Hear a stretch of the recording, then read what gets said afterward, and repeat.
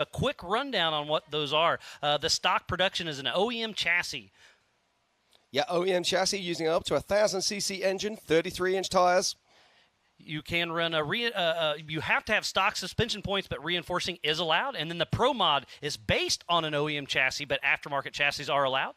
Yeah, but they must be using stock suspension pickup points. Reinforcing is allowed, but they must run full front plastics. 1,000C engine maximum and aftermarket turbos are allowed. And then the open class is open just like we say, and you just kind of build what you brung. We got a lot of great cars out there on the course, so we'll kind of give you just a quick rundown on who's going to be out there on today's course. But one of the biggest single difference between this and the champ races is the size of the tires that these guys will choose to use. Because of the rocks. Absolutely. Now, it's going to be incredible to see how the pace they put across these rocks. We're going to be seeing speeds of up to between 30 and 40 mile an hour as these guys come in. But it's not just hit the throttle and throw it across there. They've got to think about it, got to pick their lines. If these guys get a flat, their race is done. So we have a lot of amazing racers out there on course. They'll be taking off here very shortly. We have Peyton Dumford. Then it's Travis Zollinger. Mike McClure. There's Cody Quattenbaum. Jeremy Blackburn. Then Donnie Kellenberg. Jacob Versey. Then Jamie McCoy. Paul Wolf. Now, Paul Wolf, we'll come back to him in a minute. But Aaron Lynch. Matthew Walraven. Then we have Tyler Rimmereed. And his dad, Todd Rimmereed. And then Brandon Anderson. Dustin Robbins. Then Josh Owen. Cameron Zollers. James Cantrell. Thomas Ram. Then Aiden Gilbert. Carson Atkins. Chris May. Rob McCullough. Garrett Toombs. Brian Hamby. Then Levi Metzinger. Bill Hilliard. Patrick Murray. Mike Park. Tyler Gibbs. Ryan Rockhold. Jason Sush. AJ Stratman. Ian Boyce. Logan Kuntz. And then we got Brian Stone. So we have a full stacked field out there, just shy of 30 UTVs. It'll be racing out on the same course, all at the same time. It's going to be a wonderful time here in Crandon at the Big House. We need to give some of our sponsors some love. We have Can-Am, Ford, Bronco, Monster Energy, Optima Batteries, 4-wheel parts, Progressive Insurance, King Shocks, Lasernut, Griffin Race Radiators, VP Racing Force, Nitto Tires, Holly EFI, and of course, King of the Hammers. Amsoil, Method Race Wheels, Axial RC Cars, PCI Race Radios, Spider Tracks, Recaro Seats, and Baja Jerky. Off the Grid Clothing, MBRP, Yukon Gear and Axle, HCR, and Warren and Factor 55. ARB, Rigid, Brannock Motorsports, Tread Lightly, and Action Sports Canopies. And these are the official sponsors for Ultra 4 Racing. Now, these guys, they're all lining up down here, and they are so desperate to show you what they can do with these machines here at the Big House. And this is going to be a wonderful day. We are running the entire short course and short course only, but something new you will see out there is the Bronco bowlers, and that is the difference between these cars. The short course UTVs, you know, they're made for jumping. They're lower. They got the different tires, but now we're going to be going through the rocks. Absolutely, and if you look at these cars, look how much taller they sit than the vehicles that we were seeing racing earlier today. You'll also notice some of them have a slightly narrower track. That's because when they're going through those rock trails at King of the Hammers, they need to be picking their lines and picking their way through. And up to a 35-inch tire. It's going to be absolutely amazing. But don't forget, tomorrow night as well, we have the Ultra 4 Rigid Rage on the Rocks, and that's going to be out in the back. It's going to be all the rocks. It's going to be absolutely amazing. So tomorrow night, we kick that off at 7:15 and race, all through the night. It's going to be amazing. There's a great shot of the Bronco boulders. It is indeed. There is multiple different lines as they enter these rocks, and they've got to be really careful. These rocks have already been pushed in through the weekenders. They've been practicing on them, and if they get offline, it's so easy to pick up a flat. And as we were saying earlier, you get a flat, that's race done. And today is our third and final race for the Ultra 4 Eastern Series. And in Eastern points, we have Paul Wolf, Justin Bars, and Dustin Robbins in the Pro Modified class. And there's a great shot now. It just shows you the difference in sizes of the tyres. One car there sitting on 31s and another one sitting on 35s. That's the wonderful thing about this style of racing. You can dream it, you can bring it, you can race it. And in the 4900 stock class is Matthew Walraven, Jeremy Blackburn, and Aiden Gilbert. And in the 4900 open class in the Eastern Series, we've got Stott Raymer, we've got Mark Welsh, and then Trey Price. So it's going to be shaking things up just a little bit, and then we'll end up the year back at Mid-America Outdoors in Jay, Oklahoma, for the national event, October 26th and 30th through the 30th. It's going to be an amazing weekend there as well, so be sure to check it out. Go to ultra4racing.com/live. Go to the MAO app. We have that on Google and Apple, but we are also here at Crandon Off-Road and speedsport.com. Yeah, we're just getting ready for the off now. And tonight is a heat race, getting everything set up for tomorrow's gate pick. So tonight's just a heat race only, but lots of bragging rights yet to come. And then later on after this race will be the EMC classes. It's going to be a great show there as well. So I believe we're right on time so far, about 4 more minutes. The drivers are going to be sitting down there now. They've got their helmets on. They've got their pumpers switched on, gloves on. The sweats are starting to build. The nerves are starting to build. Hearts are starting to pound hard. They'll be watching the engine temperatures, making sure their voltages are all good. Too late to change anything now. It's all about that green flag. You know, they're super excited. You see everybody there, you know, they're belted in, the helmet's on, the visor's up so they can breathe a little bit, but it's about game time. And they're going to be throwing in to the Forest County Potawatomi Turn 1. And this is a bucket list item for a lot of people. It's a bucket list item for me, and I'm sitting in the top seat. But it's just so great to have you back over here, buddy. Love working with you. It's great to be here, Miles, and this is absolutely incredible to be here at the 54th Crandon World Championships and to be here representing Ultra 4 Racing. And then on Sunday, we'll have the 4,400 class racing as well with the Polaris Crandon World Championship of Off-Road. That'll be the 7th Crandon Red Bull World Cup, the Super Bowl of short course. Looks like we are about to take off for the 4,900 Can-Am UTV race. This is going to be a one to watch for sure. There's Jacob Versi up front. Great shot of him. There's Travis Zollinger. And this is where the nerves start to shake there, Jim. It is indeed. Just saying it a minute ago, the palms start to get sweaty. Your heart feels like it's about to burst out of your chest. The breathing increases. You want to leave pulling that visor down until the last second, but you don't want to leave it too long either. They'll be heading into this corner over 70 miles an hour, I'll bet, for most of these guys and gals. Again, this is the 4,900 Can-Am UTV race for Ultra 4 Racing. They'll be hitting the Bronco boulders in the front, but other than that, it's what you've seen all day long.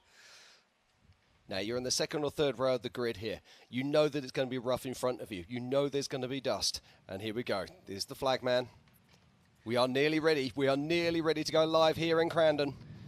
There's been so much amazing racing so far today, and it's only going to get better as we go through the night. And tonight, don't forget, the Class 11s are going to run as well. That's always a fan favorite. But me personally, watching the Pro 2s and Pro 4s, you just can't get much better.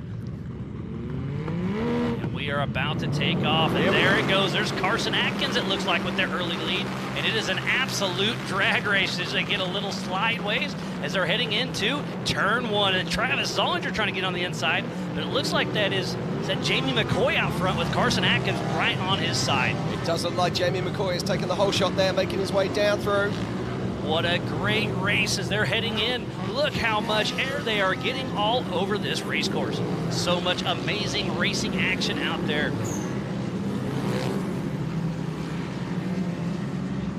Looks like there's Carson Atkins. There's Travis Zollinger on the inside. Remember, we have 3 classes racing right now. The Open, the Stock, and the Pro Modified. They're making their way through the gravel track. Oh, big moment there for one of our drivers. Carson Atkins still running super strong with Travis Zollinger trying to run him down. There's the 979 out there running strong. Oh, so I was wrong. That is not Jamie McCoy out front. That is the 979 of Jack Letourneau. It is indeed. We both picked that one up wrong.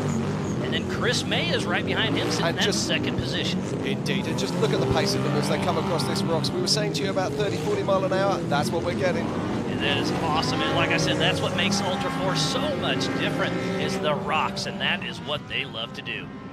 But I love that these cars can do a little bit of everything out on course. Indeed, and the 979 of Jack Letourneau already picking off lap traffic.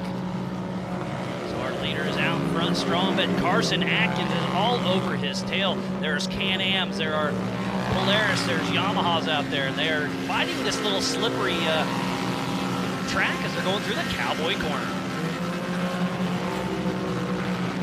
This is the Progressive Crandon Classic, and this is the 4900 Can-Am UTV prelim #1 here Saturday night at the Big House. Travis Zollinger on the inside, running strong, still trying to take down Carson Atkins. They're making their way across those jumps there. Ryan Hamby, Chris May, Hogan. Ooh, Zollinger gets a little crossed up off that jump, and that is a single-seat Can-Am through the Polaris gravel pit.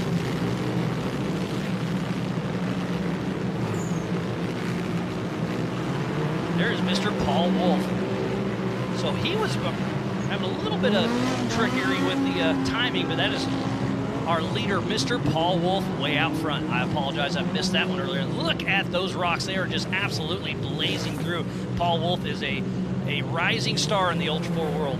He'll be racing in the 4400 race later on this week as well. Paul Wolf now seems to be pulling out a commanding lead. This man is ultra talented. He's leading our points race on the West Coast and in the East Coast. So we have 5 laps to go. This is a 7-lap race. Paul Wolf is he looks way like he's off slowing pace. down. Yeah, it looks like he might have a problem here. Not sure what's going on, so that looks like Carson Atkins is going to move into the lead. Yep, that's Carson Atkins now. Now white Can-Am, he looks like he's coming around there to take the lead. Closely followed by the 979 of Jack Letournay. We've got a real race on our hands here. Look at that side by side as they're heading back into the Potawatomi Turn 1. What a great race we have here at the Big House. Oh, look at this, absolutely side by side as they pick their way through. Making their way over to Turn 2 now.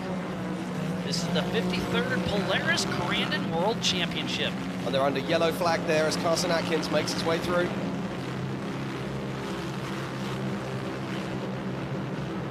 What an amazing day we have here, and the weather is absolutely beautiful, but I do hear a little hint of rain later on this evening. We'll see if that shakes things up for some of our races later on this evening, and could change it for the rest of the weekend. Indeed, but our current leader is Carson Atkins. You can see him there in that white car, closely followed by Jack Letournay in the 979. Oh, and it looks like a little this. inside corner there at the Cowboy Corners. They're heading into the Bronco Boulders. Carson Atkins really pushing strong because he feels the heat behind him. Just look at the way they pick off those rocks. Absolutely effortless. Put these UTVs to work on those massive rocks. Oh, and that's our race leader. That is Carson Atkins. Hits the outside of the wall and comes through Jack Letournay to take the lead. But a huge bicycle who's able to save it. He does lose a position, but at least he kept the car on all 4 wheels and still going. Looks like he gets past. Welcome to Crandon, Carson. And he surrenders another place as the 823 of Levi Metzinger passes on his way through. So Levi Metzinger sitting in that 2nd position as we speak. So Carson Atkins, Jack Letournay, Levi Metzinger, Travis Zollinger, Jacob Versey, Jamie McCoy, Dustin Robbins, Brian Stone, James Cantrell, followed by Brian Hamby and David Fisher. And then Andy Ives, Tyler Rimmery, who just ended up on the podium in that last race, Tyler Gibbs, and Mike McClure. I'm just looking here right now. It looks like Carson Atkins might also have a flat on that right-hand side front. So tough break there for Carson. Levi Metzinger still running strong, trying to chase down Jack Letournay. Yes, right front flat on Carson Atkins, you called that. Travis Zollinger trying to get the inside, and it's going to be tough to run. We have 4 laps to go, Jim. We do indeed. Travis Zollinger, of course, running a completely different looking type of machine as he out-jumps Carson there, making his way into the bends. Travis Zollinger, Mr. Zollinger Racing Parts himself, is in a single-seat Can-Am custom built, but it is an absolute work of art as they're coming through the Bronco Boulders. Travis is starting to pick up the pace now, starting to feel a bit more comfortable on the track. And how awesome is it to bring Ultra 4 into the Big House and just be able to come out here. Like I said, it's a bucket list for so many people just to come here and watch, but to get out on the track is something special for our racers. Yeah, and our current race leader is 979, Jack Letournay, as we're watching 0618 right now. That is Aiden Gilbert. His dad, Casey Gilbert's riding shotgun. He'll be racing in the next race. No, he'll be racing tomorrow. He stepped into the 4400 class. I was going to just about to correct you what you called yourself. So there is the 979, our current race leader. Passing Peyton Dumford. Her and her dad, Jarrell, are racing out there. That's so awesome to see the father-daughter team of Peyton and Jarrell Dumford having some fun out here in Crandon. But Letourneau is really turning up the heat. Yeah, he's looking good there as he comes on through turn 1. About a halfway through this race, the dust is starting to get a little bit thick after the Bronco boulders.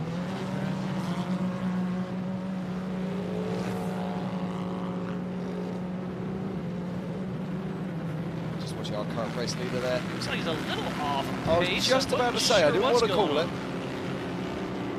You are right there, Miles. But don't forget, these guys have spotters. They could be sitting there and tell him, hey, you're happy, just hold your current pace. And but with the flat tire, Carson Atkins is really keep pushing on. Yeah, I think he might also have a broken ball joint there. Just seemed to be an awful lot of lean on that front tire. So that would put We'll keep an Levi eye on that. Metzinger out front, I believe. It is. Followed closely by Travis Zollinger. Letourneau heading into the Bronco boulders. Again, tomorrow, make sure you tune in. We will be heading out to the Ultra 4 Rigid Rage on the Rocks. It's going to be one heck of a party. There's a live band. There's a lot more rock sections back there. It's going to be absolutely amazing. So yeah. Letourneau has left front problems. Axle or something going on, so that's why he's off pace. Goes Jake Versey making the pass on Letourneau. There's Carson Atkins. He doesn't know when to surrender, does he? Still pushing hard there, even with that right-hand side front flap. Getting around Garrett Toombs. Carson Atkins still pushing strong. We keep talking about that, but it's really tough because these rocks really take a beating on these cars. They do indeed.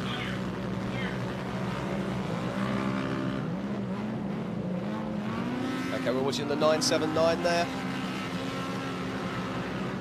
Jack Letourneau. Now we saw he's had a problem earlier. Now it looks like the race is coming to a halt. Yellow flag is out. We have a little bit of issues in the middle of the Bronco boulders, and as a full red flag, there was a quick fire that popped up. They were able to get the fire put out. It looks like they're working on it actively.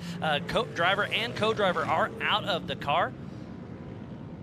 So it's safety first when it comes to racing? Absolutely. That's just in all forms of racing.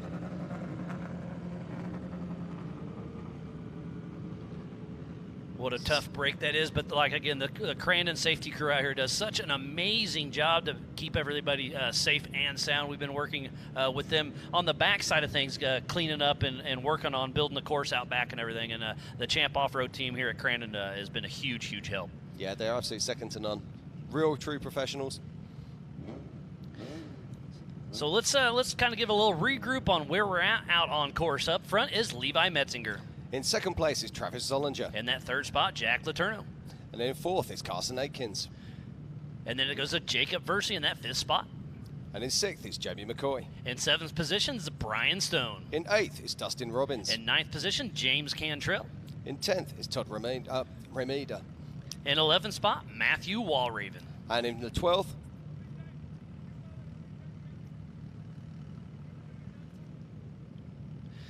so while we have a little break in the action, we're going to take a quick break and we'll be right back after this. AMSOIL runs on freedom and has since 1972. We changed the industry by formulating the first API-qualified 100% synthetic motor oil. The rest of the market has been trying to follow our lead ever since. But a head start is a head start. We punish our products firsthand in our world-class laboratories and beyond, because some things can't be learned from a test tube. Run with us. Some give their weekends. Some devote their entire lives. All we need are the moments of courage, of resilience and ingenuity, devotion, integrity, selflessness and excellence. Full-time, part-time, in or out of uniform. All we need is the best of you. How many moments can you give?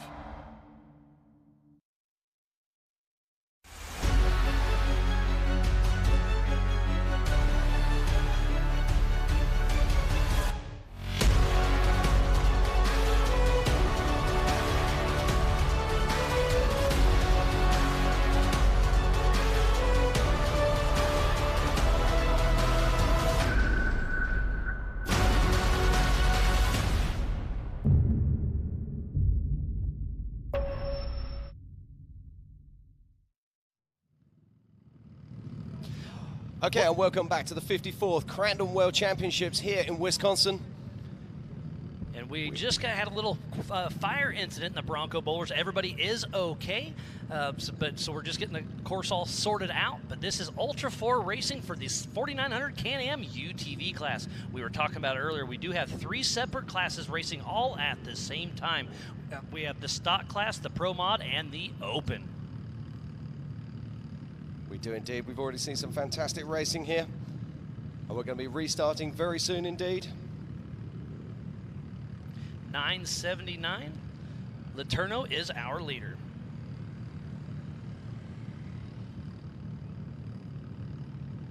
Okay, as we're waiting for things to get going here. Now, Miles, after this race is finished, we've got another Ultra 4 race coming in. It's going to be the EMC classes. Tell us a little bit about those. Yeah, so we have 3 separate classes in that one as well. We'll have the 4500 Yukon Gear and Axle Modified class, the 4600 Spider Track Stock class, and the 4800 Brannick Motorsports Legends class. That is coming up next. But right now, we are still in the 4900 Can-Am UTV class. And we are back off green light racing. And we are back in the Bronco boulders. There's Patrick Murray making it. Oh, there's AJ Stratman getting a little crossed up. And that just goes to show you how big these boulders are for some of these little UTVs. Up to a 35-inch tire. There's Mike McClure checking up, battling it out with Stratman. And Levi Metzinger is our leader out front, followed closely by Travis Zollinger. Yeah, Carsten Aikens, we know he's nursing that vehicle, but he's still holding a solid 3rd place, followed closely by Jake Versey. And here is our race leader. That is Levi Metzinger.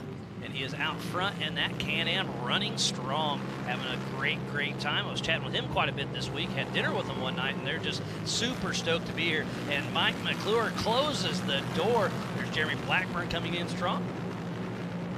There's our race leader pushing. He's already in that lap traffic. The images keep coming on here from Crandon. There's Travis Zollinger making his way down through. These cars are absolutely giving it all they got. These guys and gals are having an absolute blast. There's another 22 car there making his way through. That's Mr. Mike McClure out of Ness City, Oh, look Kansas. at this. It's that And Travis Zollinger picking his way up through here. Look at absolutely. that. Fantastic move there. They head into the Polaris gravel pit. And Stratman's going around on the outside. The fluff is out there, but it had a pretty good run. And there's our current race leader, Levi Metzinger, battling out with Jeremy Blackburn. That looked like Levi might have a soft tire on that right-hand rear. I think you're right. Look at it starting to spin up just a little bit. Yep. Looks like we are on the last lap. Checkered flag is out. That's it. I think there that... So did Travis Zollinger get around Levi Metzinger possibly? It does look like it has. It looks like our race winner is Travis Zollinger. In 2nd is Levi Metzinger. And in 3rd, Carson Aikens hang on for the 3rd position. What a great, great race we had out there. It's all going on the track there, Miles. What? Oh yeah, just there's so much action all over, and there's Levi Metzinger, our physical race leader that just won his race. Again, there are 3 separate classes. We're going to bring the top 3 up and have a quick chat. We have Tiffany Stone down there. So now we just need to work out who the winner was from each of those classes. Get those down to Tiffany. She's going to be having a quick chat to those guys before we get the EM classes out here for the next race. But what a great race that was. A little bit of drama right in the middle of that fire, but the Crandon crew and Champ crew did such an amazing job really quick to get the fire put out and And the driver, co-driver were safe. Everything was good. The safety equipment did their job, Jim. It does indeed.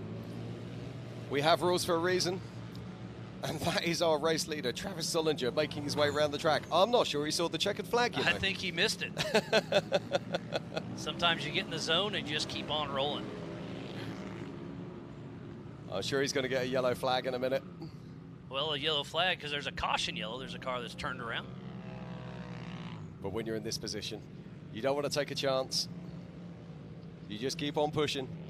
What a great race we just watched. It's been a great racing all day long here for the 53rd Polaris Crandon World Championship of Off-Road Racing. We are in Crandon, Wisconsin at the Big House. So we're going to take a quick break and we'll meet our renters right after this.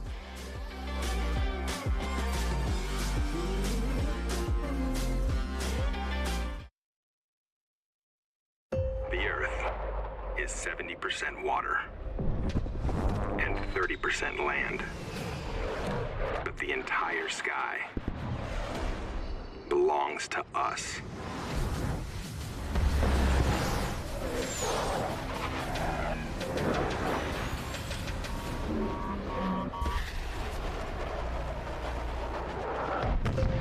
Copy that. Aim high, Airman. The miles take their toll on a truck and trailer. That's why we brought together a family of companies to the transportation industry. Blaine Brothers for 24/7 truck, trailer, towing, and mobile service. North American Trailer for 24/7 truck, trailer, tank, towing, and mobile service, including new and used trailer sales. Truck-Align for frame, suspension, and alignment services. Hydraulic Specialty for a deep inventory of pumps, cylinders, and fittings, plus custom hydraulic solutions. One family of companies. Everything you need for the road ahead. Some give their weekends. Some devote their entire lives. All we need are the moments of courage, of resilience and ingenuity, devotion, integrity, selflessness and excellence. Full-time, part-time, in or out of uniform. All we need is the best of you. How many moments can you give?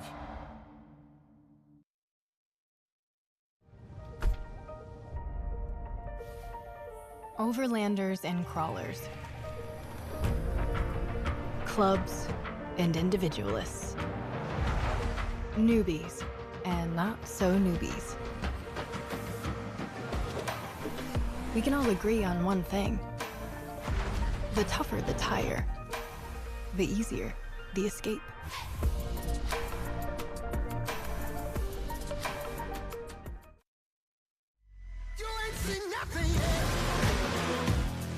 Yeah, I got that right turn. We're good. Meet up at the compound group up. That's turn 4. Oh, that jump was huge! Yeah, for sure, dog! Good, little driver, straight on through.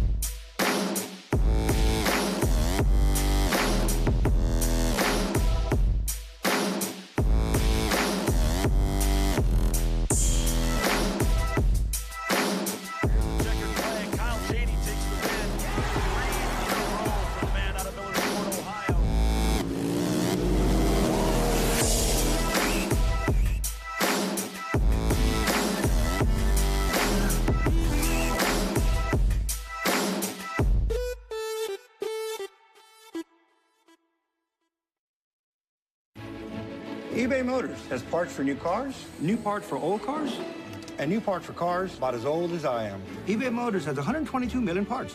That's insane. And I can order from my phone right under the car. They have all the right parts at the right prices. Now I can go to eBay Motors, find everything I need, and spend the rest of the weekend working on this baby.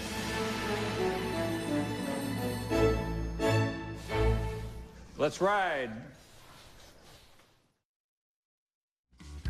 Welcome back, world, to the Progressive Crandon Classic. That was the Ultra 4 4900 Can-Am UTV race, and it was an amazing job done by All Out on course. So much fun to watch, Jim. It was amazing. It was absolutely fantastic. It was one of those races that had a little bit of everything, and it's so good to see these Ultra 4 classes here at the Big House. We still have one more race for Ultra 4 yet to come and a few more for Champs Off-Road, but it sounds like we have our own Tiffany Stone down there to have a chat with some of our racers. Awesome. Thank you, guys. That was an amazing race. It was so good to be back at the Big House. Taking our third overall place, Jake Versey. Jake, make your way over here. You took the top spot in the open class. Walk me through what it was like to be here at the Big House. Obviously, you got those Bronco boulders right over there. Yeah, the Crandon is so special in so many ways. Everyone unanimously agrees this is the most fun place to race at.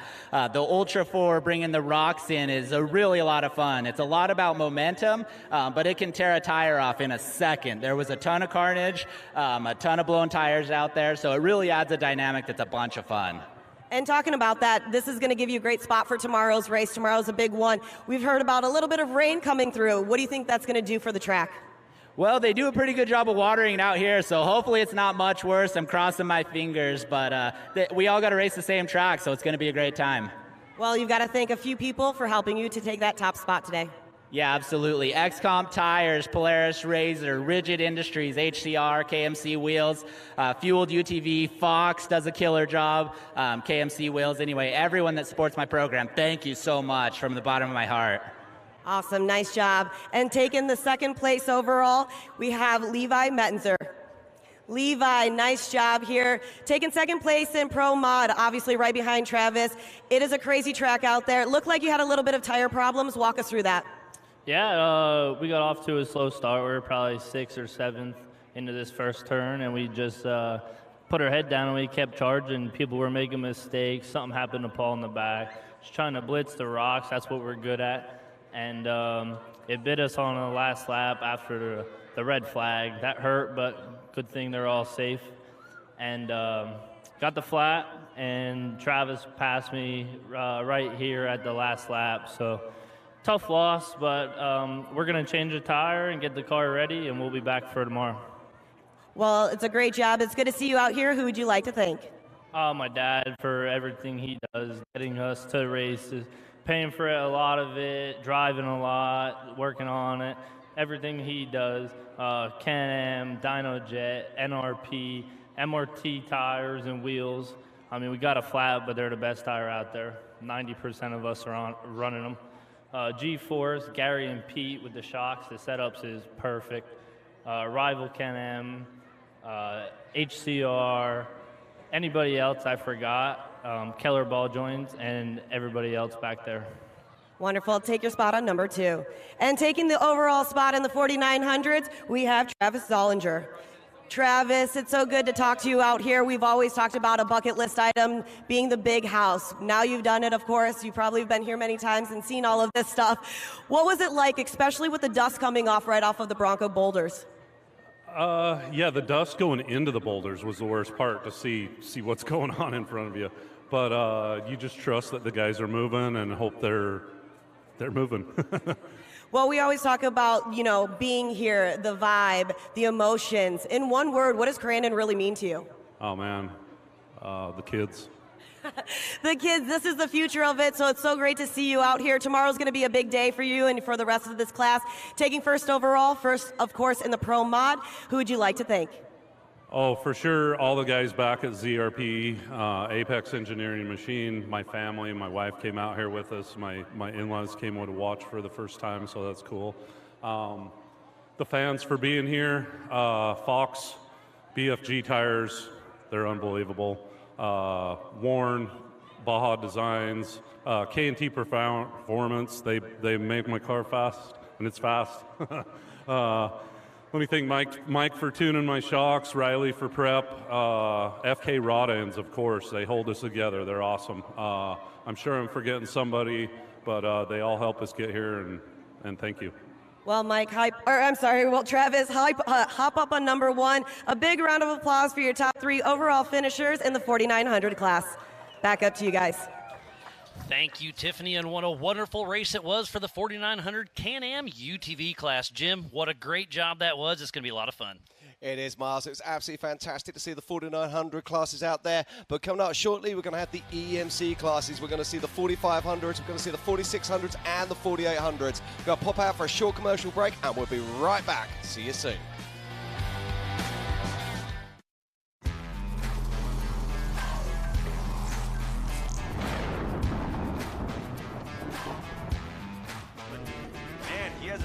Full trying to work on that back bumper of Van Eperen, and maybe some trouble now for Marquardt. Yeah, I don't know. Marquardt might have came in a little too tight there, pushed out a little wide. Now look at, we're 3 wide. Marquardt can't stop both of those drivers. He's not going to stop either of them as they split Marquardt. Van Eperen now out front, but he's still got Hager alongside. Hager's stuck on the outside, though, coming into the cutoff corner. Yeah, he is going the long way around, and just like that, Brock Hager takes over that top spot.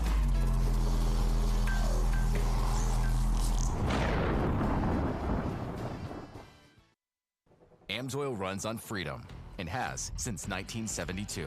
We changed the industry by formulating the first API-qualified 100% synthetic motor oil. The rest of the market has been trying to follow our lead ever since. But a head start is a head start. We punish our products firsthand in our world-class laboratories and beyond. Because some things can't be learned from a test tube. Run with us. It's your Uncle Cooper. Your SUV is a multi-purpose tool, like a corkscrew fish scaler. And that means your tires should be multi-purpose too. Like these Cooper rugged Treks. They're tough, but also run smooth as butter. And with dual sidewalls, it's like having a multi-tool that can look like a completely different multi-tool. Don't take that idea, by the way. I'm gonna patent it. Go with the Coopers. Cooper! The miles take their toll on a truck and trailer. That's why we brought together a family of companies to the transportation industry. Blaine Brothers for 24/7 truck, trailer, towing, and mobile service. North American Trailer for 24/7 truck, trailer, tank, towing, and mobile service, including new and used trailer sales. Truck-Align for frame, suspension, and alignment services. Hydraulic Specialty for a deep inventory of pumps, cylinders, and fittings, plus custom hydraulic solutions. One family of companies. Everything you need for the road ahead. The Earth is 70% water and 30% land. But the entire sky belongs to us.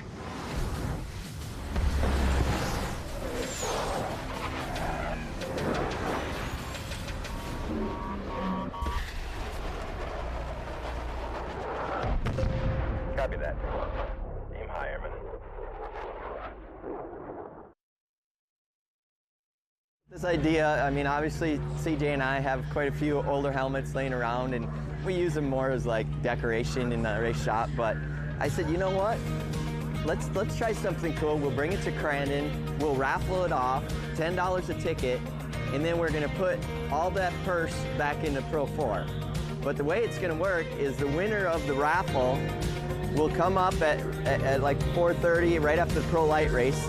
They're gonna pick a number from 4th to 11th, because I don't want the top 3 guys in there, you know, because they're already doing good. 4th place to 11th place, they're gonna draw a number, and whatever number, say it's 6, whoever finishes 6th in the Pro 4 race is getting whatever money we raised out of this raffle. Right now, it's looking like it's gonna be over $1,000. You know, we just started a little bit ago. We're at like $500–600 already, and it's only Friday, so pretty excited. I mean, it was just something we dreamed up, and I thought, it'd be cool to give back to, you know, there's a lot of guys out there spending a lot of money in Pro 4, and, you know, I appreciate them being here, because without them, we don't have a place to race, right? We need the numbers, so, you know, it's something we can do, you know, to help out our fellow drivers, and we'll see where it goes. I'm pretty excited about it. So fans can come and get a raffle ticket here at our pit. We're going to be doing it all day Friday, all day Saturday till probably 4 o'clock. And then from there, we're taking the helmet up to the announcer's booth, and Shane's gonna, get everybody in, and we're gonna pick the number. You have to be present to win. So, and we'll have your phone number. So maybe you don't hear it, we're gonna call you right away, and then we're gonna need that person up to draw the lucky finisher on who's gonna get the pot. Well, so this is one of the vintage Johnny G helmets from probably back in, I'm gonna say 2004, when I was knocking out championships nonstop. Can't do that anymore, but it's the real deal. It's a race helmet, AP design, monster, signed by me and CJ. So, I think it'd be a cool trophy for somebody.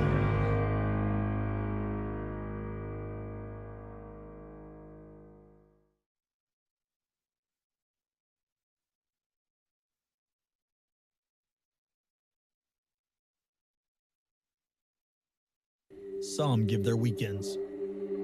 Some devote their entire lives. All we need are the moments of courage, of resilience and ingenuity, devotion, integrity, selflessness and excellence. Full-time, part-time, in or out of uniform. All we need is the best of you. How many moments can you give?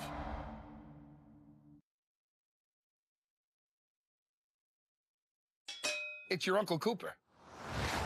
Your SUV is a multi-purpose tool, like a corkscrew fish scaler. And that means your tires should be multi-purpose too. Like these Cooper rugged Treks.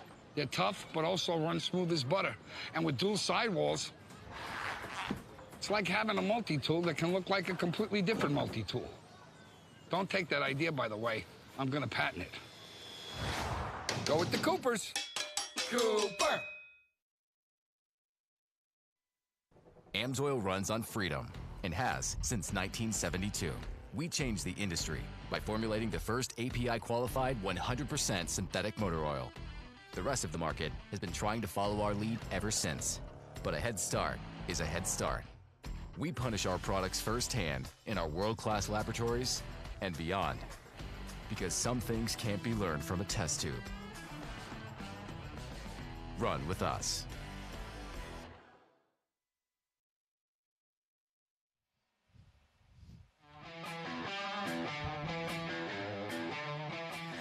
Welcome back, world, to the Progressive Crandon Classes. Once again, I am Miles Haskwood. Against to my left is Mr. Jims Marsden, all the way from, where are you from, buddy? United Kingdom. First time out here for the 54th Crandon World Championships, and I cannot wait for this one. It's going to be amazing, and this is something special up next. This is the Ultra 4 Everyman Challenge classes. We have 3 separate classes, well, technically 4 separate classes to be racing in this race as well. We have the 4500 Yukon Gear and Axle Modified class. You can have 2.5 shocks per corner, limited to 14 inches of travel. Mechanical steering, maximum of 37-inch DOT tire, front-mounted engine, but unlimited horsepower. Indeed. Then we have the 4800 Branit Motorsports Legend class. You can have front or rear mounted engine with unlimited horsepower. The vehicle must contain 2 seats side by side, single shock per corner, a maximum of a 37-inch DOT tire. Solid axles are allowed. Solid axles only are allowed on these vehicles, but new specific cars are built for this class. So you can actually build a car for this class, or alternatively, you can take an old 4400 class car, dial it down, and put it into 4800. Yeah, a single shock and some 37-inch tires, and you're racing. We also have the 4600 Spider Track stock class, stock OEM frame, factory engine and transmission, 35-inch DOT tires, single 2.5 shock per corner, factory style suspension like leaf springs, coil springs, TTB, whatever came from the factory, and a mechanical steering.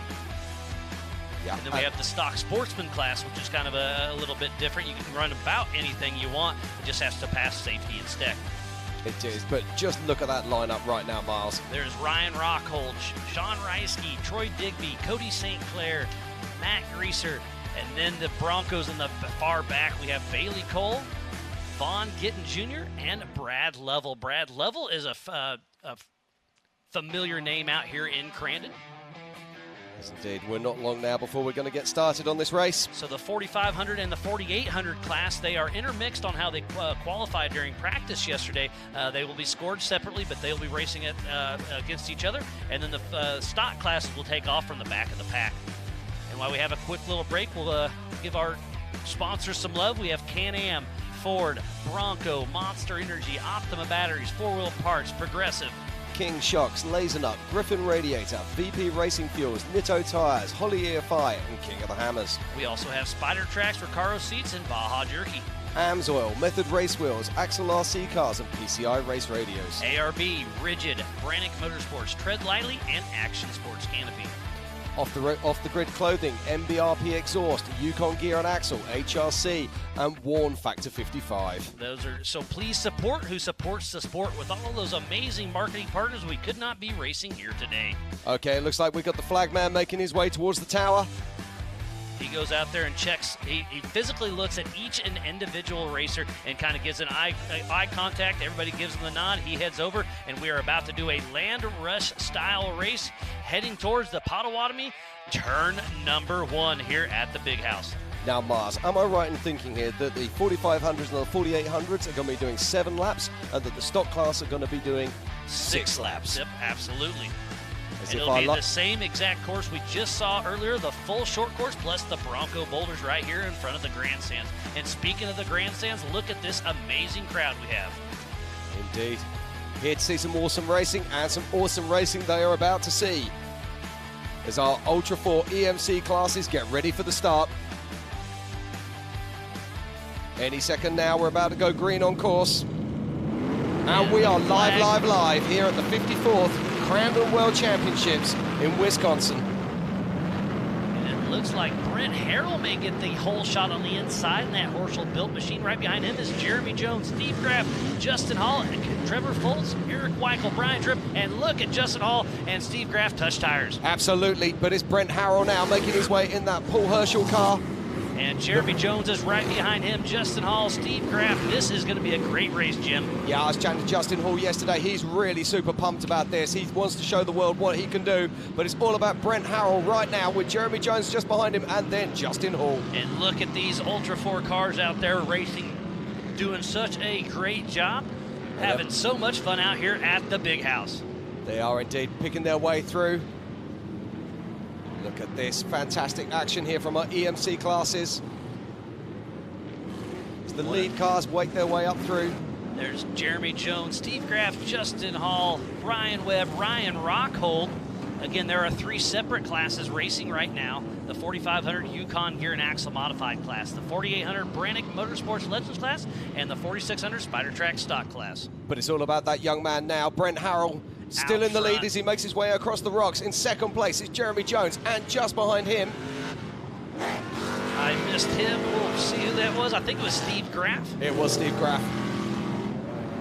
And look at him drifting out here. These are 4-wheel drive vehicles doing amazing things. These cars are the Swiss Army knife of off-road. We race King of the Hammers, Crandon, Mid-America Outdoors, Sturgis, California, Tennessee, Kentucky. We go over huge rocks, mountains, short course jumps, tight trees, mud, dust, desert. These cars can do it all and do it all well. Indeed, these are the solid axle variety. So what do we mean by that? Exactly what we say on the tin. Solid axles front and rear. Tomorrow we're going to see the 4400s, and they can have IFS front suspension if they would like. But They can today, have IRS as well, too. they can indeed. Although I don't think we have any of those here racing this weekend. But right now, it's all about this young man, Brent Harrell. Last year he got an early lead and broke something, so we hope to see he does a great job tonight. But Brent Harrell is out front in the 4,800 Brannick Motorsports Legends class, but Jeremy Jones is not letting him out of the sight. He's not, and you can see that Brent Harrell's taking the spare wheel off the back of the car. Lighter is faster. It is. Jeremy Jones is still running his full race spec though, so he's running that spare wheel. And let's talk about Jeremy Jones just for a second. He is racing in tonight's race. He's also racing on Sunday for the 4,400 class, because you can race up, you just can't race down. Yeah. But Jeremy Jones has a little puff of smoke possible.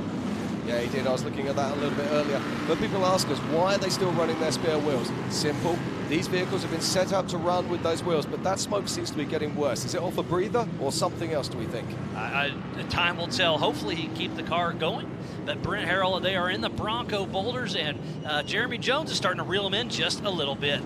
Steve Graff, then Justin Hall. Justin Hall's in first place in the 4500 Yukon Gear and Axle Modified class.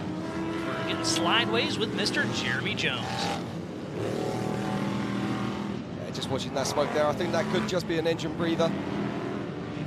Looking good at the moment. Jones on screen trying to chase down Brent Harrell. We'll see Brent's dad, Brett Harrell, racing tomorrow and on Sunday.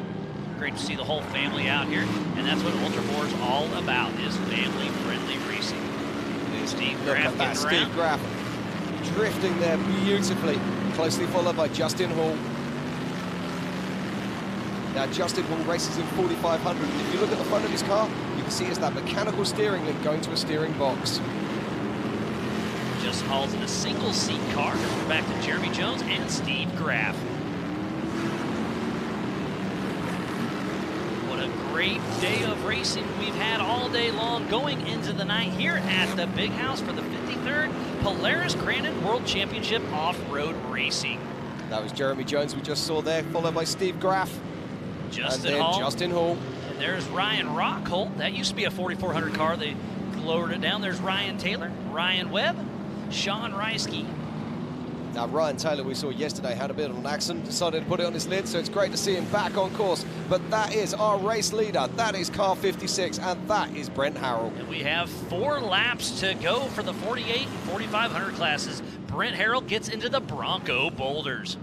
Now, Miles, I'm watching this. We saw them attacking these rocks yesterday at higher speeds than this, so they really are thinking race savvy here. Keep the tires on the car. They want to get to the finish. Because remember, to finish first you must finish, and today's race only sets you up for gate picks for tomorrow. So, you know, this race definitely is important, don't get me wrong, but you need to save the car, because tomorrow we go to the Rigid Rage on the rocks, and those rocks are bigger, nastier, and all the above. Absolutely. So when we say about the Rigid Raid on the rocks, we're talking about an extra piece of course. What they're going to do is they're going to cut out just before they get to the corner you see now. They're going to head out into the back end of Crandon, and there's a whole new rock trail out there, and I cannot wait to see that tomorrow night. Yeah, the Crandon short course is about 1.7 miles, and the Ultra Rockwoods out back is 0.75, so about 2.5 miles. We had just 3/4 of a mile out in the back. We got jumps, we got rocks, we got it all. It's going to be a one you do not want to miss. As we watch our current race leader, car 56, Brent Harrell, as he makes his way through the Red Bull Arch. We still have some great battles out in the back. It looks like Bailey Cole is out front, then Vaughn Gitt Jr., and then Brad Lovell in the 4600 Spider Track stock class. Now we saw Bailey Cole having some problems yesterday, had a flat tire in qualifying, so it's great to see that young man really pushing hard. Jeremy Jones is look at this. Now we spitting are a little seeing smoke. We saw that earlier, and it's not getting any better. Not sure what's going on, but hopefully he can keep it together. Yeah, now maybe a puff of transmission oil on the exhaust, maybe.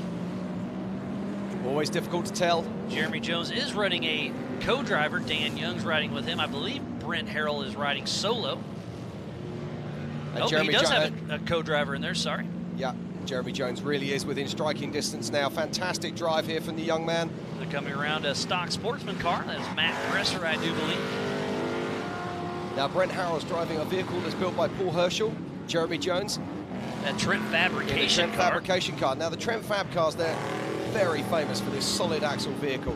Nice and low, so good in the rocks as well. And Steve Graff in 3rd place in a Steel Nuts off-road machine. So 3 different manufacturers all up front in the 4800 Brannick Motorsports Legends class. And right now it is Brent Harrell, Jeremy Jones, and Jeremy Jones is getting worse. Yeah, I'm sure his spotter in the stands is letting him know that. Yep, I don't think there's an elastoplast in the world that's going to fix that one, as we watch Brent Harrell making his way through turn 1 once again. 3 laps to go. Brent Harrell really running strong out front. Gets the whole shot and hasn't looked back. It's a great looking car, completely different to many of the vehicles that we see out on track. He debuted that car this year at King of the Hammers in February. So great to see him kind of work the new car blues through, but it's so far so good for Brent Harrell out front. And Jeremy Jones is still pushing hard. Yeah, he's not letting Brent Harrell go. But that smoke is definitely getting worse. That's definitely a bummer for Jeremy Jones. He's still trying to race this car in the EMC and the 4400 Unlimited class. And the 4400 Unlimited class will start out tomorrow night and then race Sunday as well. That the 4400 is the unlimited cars. But look how close Jeremy Jones gets to the back end of Brent Harrell here. Starting to push a little bit harder through the Bronco Yes, boulders. I think next lap we might see Jeremy Jones try to make a pass on the rocks. But Brent Harrell just seems to have that extra horsepower as they come off the rocks and pick their way back towards turn 1. There is an AMSOIL hot pits, but in a short course race like this, if you have to go into the pits to change a tire, you are not going to get on the podium more than likely. You see their lights now reflecting back off the dust. And how awesome is that going to be tomorrow night? We're going to be racing into the night, so the rigid lights will be shining bright out back, and we're going to have a great race tomorrow as well. And light strategy is going to become a massive part of the racing, as you'll see tomorrow. At the moment, you see that with their light bars blazing. Tomorrow night, you'll probably see those center bars switched off, and they'll be relying on side lights so they don't get the blinding light coming back on them off the dust. So let's go through our field right now. We have Jeremy Jones. In second place, we have Steve Graff, but I don't think that's right, because our current race leader is actually that car there, which is Brent Harrell. So our scoring is slightly off at the moment. So it's Brent Harrell in first. In second place is Jeremy Jones. In third is Steve Graff. In fourth goes to Ryan Taylor. In fifth is Justin Hall. And he's actually first in class, and then it goes to Sean Reisky. It does. Then it's Ryan Webb. Rick Levezzo. Eric Wickel. Brian Trimp. Dwayne Garrettson. Sean Rance. Cody Sinclair. Bailey Cole. Who's leading up our stock class. Then Vaughn Giddens Jr. And Brad Lovell. What a great race we have. And we have a couple that are already out. I saw Ryan Rockhold pull off, Matt Gresser, and Trevor Foltz, Chris Miller. But up front is still Mr. Brent Harrell as they're battling in the Bronco boulders. All right, just look at those lights blinding our cameraman then. Now, I did expect Jeremy Jones to try and make a pass there, but he hasn't done it. And that smoke is disappearing. I still think that that might be oil getting onto an exhaust. If that was an engine letting go, it really would have let go by now. And the white flag is out. 1 lap to go. So is lap traffic going to play its part here? They get around Brian Moore pretty easily. Yep, as we watch our current race leader, car 56, Brent Harrell, but Jeremy Jones is really starting to get on the throttle, trying to chase him down, but more and more smoke are starting to puff out. Getting ready to hit into the Potawatomi, turn number 1. That's quite interesting. He comes from the deceleration and then up to acceleration, so maybe he has got a worn ring there. Always hard to tell as Brent Harrell makes his way through the Red Bull Arch for the final time. Brent Harrell still out front, gets the whole shot, hasn't looked back, but Jeremy Jones hasn't given it to him easy. And Steve Graff still battling out in the back. Both these cars are running in the Brannick Motorsports 4800 Legends class. And there is a Bronco that is That's Brad Lovell. Jeremy Jones really starting to puff just a little bit. Now, what I've been noticing is when he deaccelerates and then he gets hard back on the throttle again, that we get the smoke. And here we go. Checkered flag Look is at that. out. What a fantastic result for Brent Harrell. Superb stuff there from this young man. Talented guy in a very nice car indeed. So it looks like unofficial. It's Brent Harrell, then Jeremy Jones. How far back is Steve Graff just coming through? So unofficial Brent Harrell, Jeremy Jones, then Steve Graff. Yeah, I believe it's going to be Brent Harrell who's going to be taking now. So we're going to take a quick break and we'll meet our winners right after this.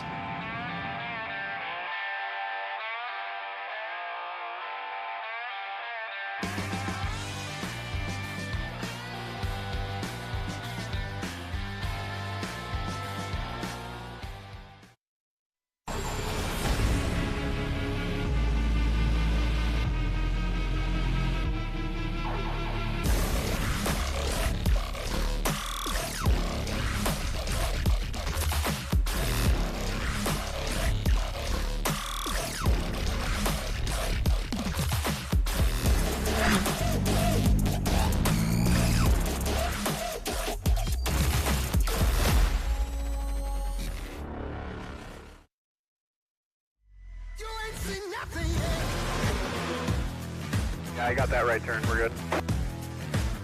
Meet up at the Crandon group up. That's turn 4. Oh, that jump was huge. Yeah, for sure, dog. Good little driver, straight on through.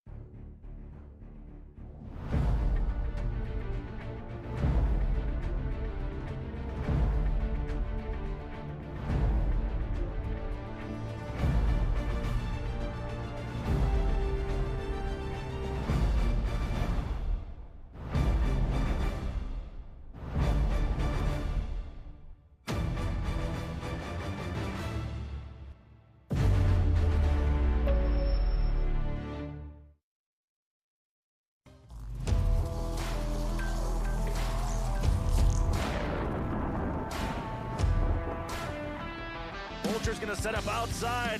Here comes the Hail Mary in Calamity Corner. He's going to try outside in. Shannon's going to stay down. He might have it. Here we go, Shane. Side by side. No. Looks like Shannon takes it by a fender. Tremendous last lap there by Holcher, but he's going to fall about 2 feet short of the front bumper of Shannon as they came to the finish line. Good work. Great work by Holcher. Just trying everything.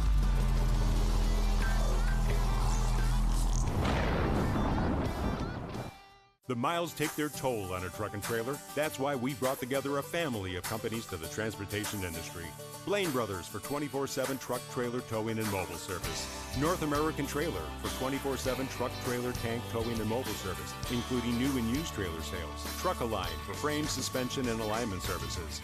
Hydraulic Specialty for a deep inventory of pumps, cylinders, and fittings, plus custom hydraulic solutions. One family of companies. Everything you need for the road ahead. eBay Motors has parts for new cars, new parts for old cars, and new parts for cars about as old as I am. eBay Motors has 122 million parts. That's insane. And I can order from my phone right under the car. They have all the right parts at the right prices. Now I can go to eBay Motors, find everything I need, and spend the rest of the weekend working on this baby.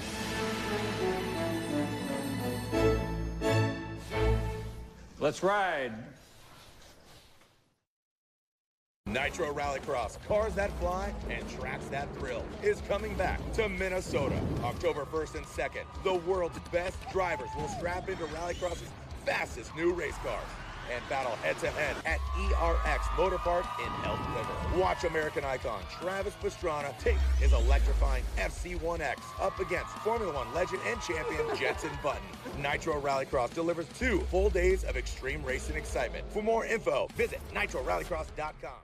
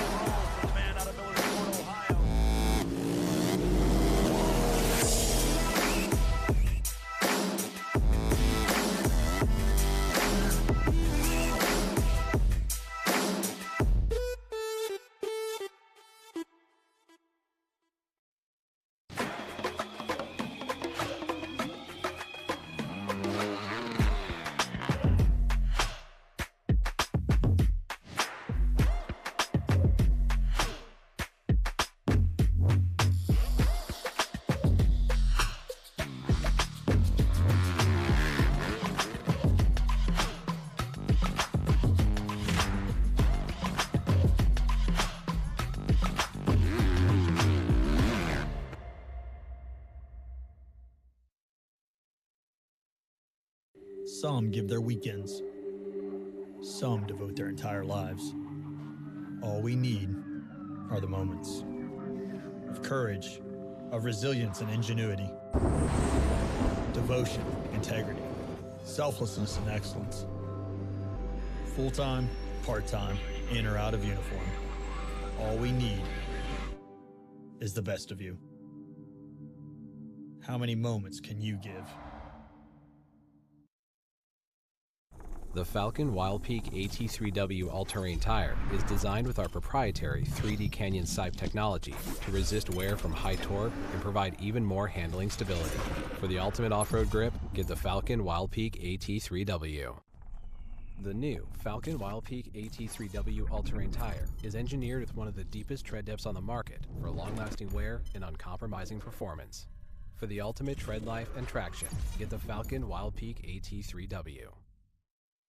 VP Racing Fuels is proud to be a major supplier of fuels and coolants for the Championship Off-Road Series. VP makes the perfect fuel for every application, from Pro 4 trophy trucks, UTVs, and even tow vehicles and generators.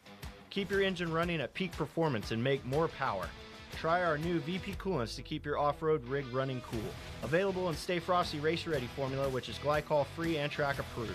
And Stay Frosty High Performance with freeze protection for street applications and colder temperatures. Visit vpracingfuels.com for more.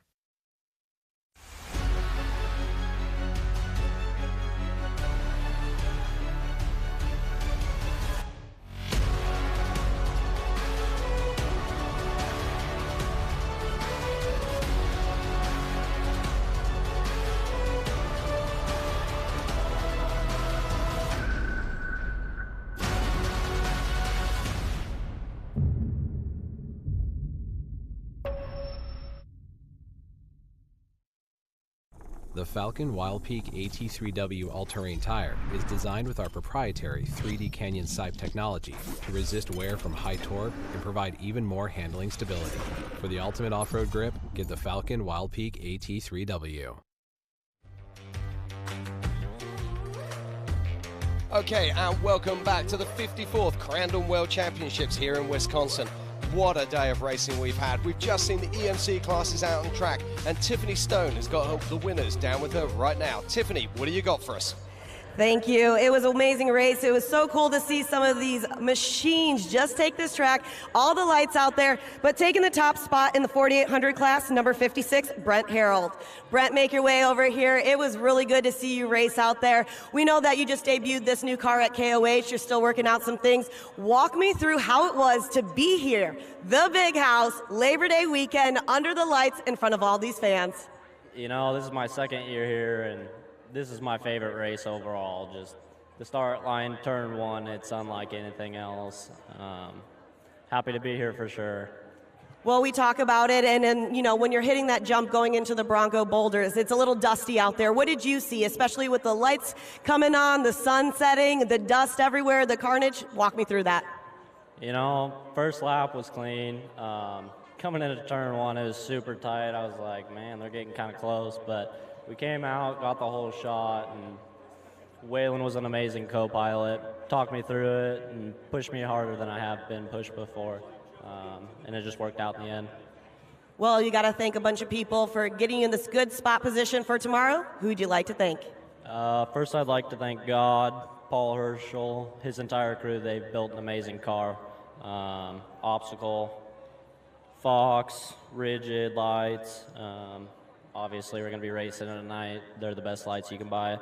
Total Metal Innovations, TMR, TubeWorks. I haven't had any issues with my diffs all year. So, Brett Schmid Trucking and Max Titans. And then my dad and family and everybody that's out here helping us get here. Wonderful. Well, congratulations. Hop over here. We're going to take our top finisher in the 4500, number 13, Justin Hall. Justin, last time we got to talk, it was at MAO. It's a little dustier out there. This track seems to be perfect for you right now with your driving conditions. How are you feeling right now? I feel great. Track out here is amazing. The Falcon tires hooked up and launched me out of the Land Rush start. The Grum Racing built motor. They built a motor for me in 8 days, and it rips. Johnny's Custom Motorsports, tuned it last minute. We got it dialed in, and obviously it speaks for itself. All of it, the whole combination worked well together.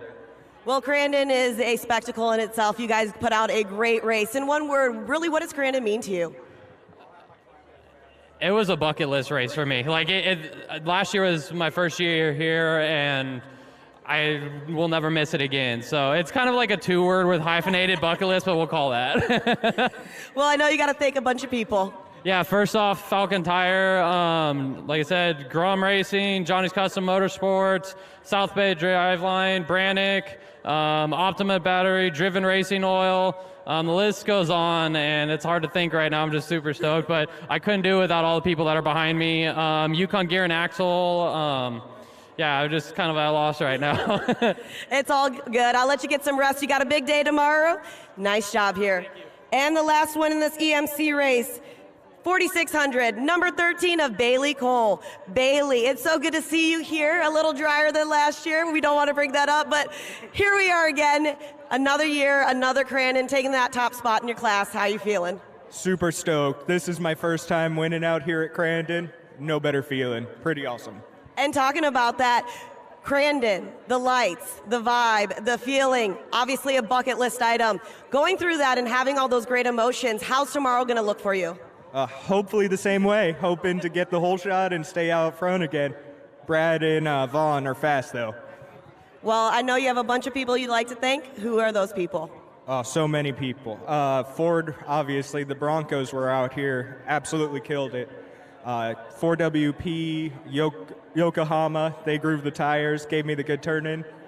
Vision Wheel, Yukon Gear and Axle, and Fox Shocks. Wonderful. Well, nice job. Hop over here. Another big round of applause for your top 3 finishers in the 45, 46, 4,800 class here for the EMC. Back up to you guys. Okay, thank you so much, Tiffany. So good to see that racing out there. So good to see the EM classes here at the Big House. Now, Mars, we've got to throw it back to these guys for some more races. But come on, give us some final views. What a great night of racing. But remember, tomorrow night's going to be even better with the Rigid Rage on the rocks tomorrow evening. But up next is the stock trucks. Again, I'm Miles Hasquist with Jim Marsden. We're going to take a quick break, and then Brent and Shane will take over the mic.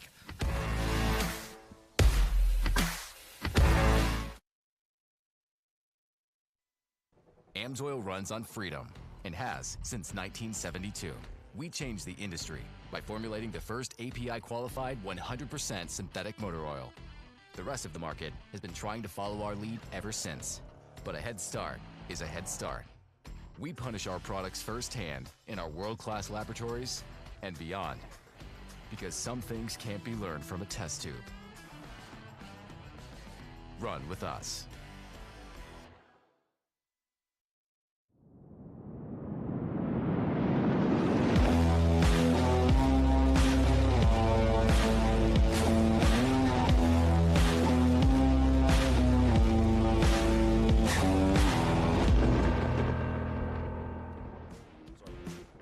Welcome back to Crane International Off-Road Raceway. I'm Brent Smith alongside Shane Stetsny and Super Stock Truck up on the track next. And I'll tell you, Shane, these are the guys to watch. They know how to wheel these trucks, and hey, they call them Super Stock Trucks. They have great suspension, but I'm telling you, you have to really hit your marks. Absolutely, and this is a fan favorite for a reason. Let's get to the lineup. We have 25 trucks in the field. Scott Belanger and Trey Beauchamp are on row number 1. Then it's Joe Machosik and Nick Bing. Row number 3 is Ben Holcher and current points leader Kyle Cooper. Then it's Ron Cosiza, Braden Beauchamp, Darrell Wold Jr., TJ Struck, Colt Wurzba, Scott Heichel, and Matt Pyburn, Cody Summers, Mike Villian, Kenny Wilson, Zach Gudenkoff, Mitch Dorr starts 18th. Then it's DJ Jorgensen, Josh Minton, Justin Monty, Wildman Willie Freshour starts 22nd, Charlie Wilson, Cody Conrad, and Jamie Kleikamp. Welcome back to both of those two drivers. It's been a while since we've seen Cody Conrad out here, and Jamie Kleikamp decided to dust off the old girl and get back to the racetrack as well. Good to see those guys back out in the field. Yeah, absolutely, Shane. Jamie Kleikamp back in the field. Multi-time winner in this class. Look at Braden Beauchamp trying to button up right away. Trey Beauchamp on the outside pole. We'll see what goes down. Green flag flies, and man, he opens the door right away on the bottom. Yeah, Belanger moved way over trying to find some dry line. You can see they put a little bit more water down once again here at Crandon International. Yeah, definitely going to be a little slick here in the first couple laps as they're going to fly off that jump, heading back towards the gravel pit. Gotta love super stock racing under the lights here at Crandon. Look at Kyle Cooper with that great run on the outside. Wow, Belanger just shut the door, but there goes Trey Beauchamp to the inside. And yeah, man, a lot of speed going into that gravel pit. Kyle Cooper with a 24-point lead over the field coming into this round 11 race. I talked to him earlier this week. He said he's very confident, feels very calm. He's just got to go out and take care of business for 2 races. He wants this championship so badly. He has his eyes set on a pro truck class. Yeah, absolutely. A lot is going on here in AMSOIL Championship Off-Road. Kyle Cooper really trying to dial that truck in early. He wants his points championship. Well, now they got to chase down Nick Bing, though, and Bing has started to pick up some momentum over the last couple of events. He was the winner back in round 10 at Bark River, and there you see one of the rookies in the class, Scott Belanger. That truck knows how to win here at Crandon as well. Belanger's been a fun guy to watch this year. Yeah, absolutely. Look at that. Kyle Cooper tank swapping that truck off that flyaway. So cool to see the lights on here in Crandon. How about Joe Machosik running up in the top 4? The last time these fans at Crandon saw Joe Machosik, he was tumbling through turn 1. We didn't know if he would race again this year.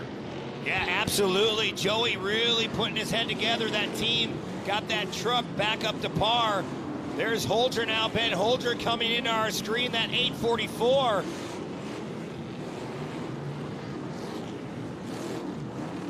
Going by that K-rail, that inside section. Normally we go all back like we've been all day long. Yeah, Holger still has a shot at the points title as well, but like I said, 24 points behind Cooper entering this race. He has to get in front of Cooper and then some. So the clock is ticking on the 844 Ben Holger. Wow, Nick Bing bonsaiing off that flyaway jump. Going into the gravel pit. Bing, he stays up a little bit higher, trying to keep that cushion alive. I think Cooper right now is just being really patient. Like I said, he knows exactly what he needs to do to lock up this championship. He's just trying to take care of business right now. Yeah, absolutely. You don't want to go too fast. You don't want to go too slow. You don't want to get into any kind of carnage. You want to just keep moving forward, but it's hard to tell Kyle Cooper to chill out. He's out to win these races. Well, they'll come through the cutoff corner once again and onto the front straightaway here at Crandon International Raceway. Nick Bing about 1.5 second lead over Scott Belanger the last time past the finish line. Look at Cooper getting a little crossed up there. Wow, crossed up for Cooper, but Belanger really hit hard on that right front, and we'll have to babysit and see if anything is going to be causing any damage on there, because I'll tell you, that was a hard hit into that hole. Here comes Cooper now to the inside. Cooper takes a look to the inside of the Polaris gravel pit, not able to get that truck to rotate in on time to try to make the move. He'll fall back in line behind Belanger, but Josik and Holcher still part of that fight as well. That's just letting Nick Bing run away a little bit as we are about to come to the halfway point. Wow, already, Shane, the halfway point, you're right. The yellow and red flag is being displayed. Yeah, there it is. Halfway point has been reached here. Wow, Nick Super Bing. stock truck. Look at this, though. Our top 4 all the way down to Ben Holger. Everyone in 56-second lap times. All the way down to Braden Beauchamp now. Braden Beauchamp, your fastest lap of the race so far. This is going to be a really fun second half of this one. There's those points that we talked about. Kyle Cooper with a 24-point lead over Ben Holger. Cooper did not pick up any bonus points, so that interval has not changed yet. You see Bing still with a chance as well. He's doing all he can right now, Nick Bing. So as of right now, Bing is actually tied with Ben Holger after he picked up those 2 bonus points. Oh, really? Yeah, looking at those lap times, man, 56.5 seconds, plus or minus a tenth. First place all the way down through 7th place. Yeah, I was pointing that out to you earlier. I'm like, wow, that is consistent lap times. And the competition, you know, there's restrictor plates on these motors, so the Champ Off-Road crew, the tech officials, they really try to keep it equal as possible. And you can tell right here, times don't lie, Shane. 56 all the way down to 7th position right now. As the ChristianCarsOnline.com pace truck is going underneath the Polaris flyaway jump banner. Boy, this restart's going to be huge. Yeah, I mean, Nick Bing was just so flat out fast for that whole first half. I don't know if anybody really has anything for him. We'll see, though. Belanger, we know he can be aggressive when he wants to be, so I expect him to take a shot right on this restart. And it'll be interesting to watch Cooper. Like I said, he knows exactly where he stands in the points. He wants to save the truck for tomorrow, make sure he can get to the end of the season. Tomorrow, the World Championship is on the line. Third place, that's a good point stay, and as long as he's in front of Ben Holcher, that's him gaining ground. So yeah, absolutely. He's putting him in position to do what he needs to do. Yeah, Cooper is definitely not going to go for broke on this restart. He's going to be patient and just take his time. Well, here we go, Shane. Nick Bing, Belanger, Kyle Cooper. Look at Joey Machosa trying to give a love tap. Said, let's go. Wow, and Belanger got a great jump, and he's going to overtake Nick Bing. Wow, Joey trying to move through the door. Here comes Trey Beauchamp with Cooper on the outside. How in the world did Belanger get such a great jump on that restart? Looks like he played the game just right. Now Bing is going to cross back over. They're stacked up 2x2 into the gravel pit. Bing holds onto the spot for now. Machosik got into the door of Belanger. Wow, Machosik has to be careful. You don't want to bend a tie rod on that Ford. That shuffles Kyle Cooper back just a little bit, but we have a full-fledged battle for the lead. I expect to see Belanger come back swinging on Nick Bing here. Wow, Bing up on the bicycle. What a save by the 833. That's going to put Belanger back out front. Now Trey Beauchamp getting crossed up down on the bottom of Calamity Corner. We'll reset the order for you. It is Scott Belanger out front. Then it's Joe Machosik. Nick Bing falls back to third. Then Kyle Cooper fourth. Oh, man, they're just tank swapping in front of the crowd here. Nobody's playing nice again. They just keep beating and banging off of one another. I see Braden Beauchamp collecting some love taps. There's Nick Bing now. Yeah, Bing trying to hold off Kyle Cooper. And look who's out front. Yeah, Scott Belanger. Looking very, very good. Under the lights here in Crandon, Wisconsin, Friday night, round 11. Super Stock Truck, if you're just tuning in to Flow. What a day we've had so far, but the body panels are definitely starting to come off here in Super Stock Truck. Well, another lap complete, about a minute and a half left on our race clock. They're running 55-second lap times now. Actually, Nick Bing just set the fastest lap of the race. Look at all the damage on the 806 there. That's TJ Ewert filling in for Cody Summers. Wow, yeah, you said it right. The 833 of Nick Bing, Shane, 54-second lap time. He broke 55. Bing now going to work on the back bumper of Joe Machosik. Machosik, the defending champ, but remember that bad rollover in Crandon caused him to miss one round of racing, so his championship hopes basically evaporated at that moment. He's just out here trying to collect some wins throughout the rest of this year. You see Cooper still holding strong there in fourth. Wow, what a move, though, that Nick Bing made early on. This will be 2 laps to go, this time past the McCoy finish line. Belanger, man, he's looking kind of untouchable here in the late stages of this race. Well, we'll see once they cross the stripe. Look at that, Belanger of 54, Machosik of 54, as well as Kyle Cooper and Trey Beauchamp, Braden Beauchamp 54. This class is so even. Whoever can stay out front right now. Absolutely, and getting faster and faster as this race wears on and this racetrack comes in a little bit. Bing took a look there on the inside of Joe Machosik through turn 2, but not enough space there to make the move. Belanger with about a 6-7 car length gap. Here comes Nick Bing. I'm watching Cooper in that 873. He got a little bit close to Nick Bing, and then he immediately just moved way over. He doesn't want any of that smoke right now. He's just trying to keep that truck in one piece. Yeah, he just really has to babysit Bing. If he wants to get him, he's going to do it the clean way. Just try to stay out of the carnage. Well, there's Machosik there with those Yokohama tires digging deep. White flag is out here for Superstock. Talking about Kyle Cooper a little bit more, I'm sure his dad, Lee Cooper, on the radio is telling him, hey, you're in front of Ben Holcher. This is a great points day for you. You know, basically don't do anything silly out there and take yourself out of the race. So, like we said, Cooper is a smart guy. He's a very calculated driver. He's not going to go for broke here, trying to fight for this last podium spot. He's got his eyes set on the bigger picture, and that's the points championship. Yeah, he's definitely doing what he needs to do. Man, Nick Bing landed hard on that right front. Here comes Kyle Cooper. just trying to hunt down these guys up front. Joey Machosik, Nick Ping right in our picture. Machosik didn't have a great run in the spring of Crandon, but he finds himself in the top 3. How about this? Final time through Calamity Corner. The checkers are in the air, and Scott Belanger is going to take the win. His first win in Super Stock Truck. Machosik second, Bing holds on for third. And a very good point stay here for Kyle Cooper. He will finish 4th.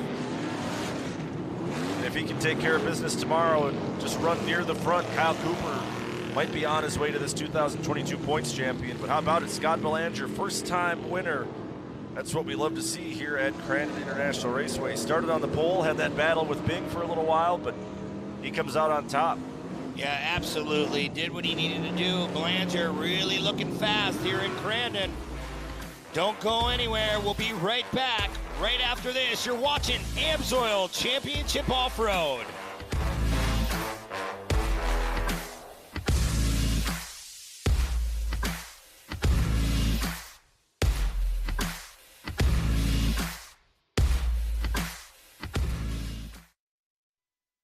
AMSOIL runs on freedom and has since 1972. We changed the industry by formulating the first API-qualified 100% synthetic motor oil. The rest of the market has been trying to follow our lead ever since. But a head start is a head start.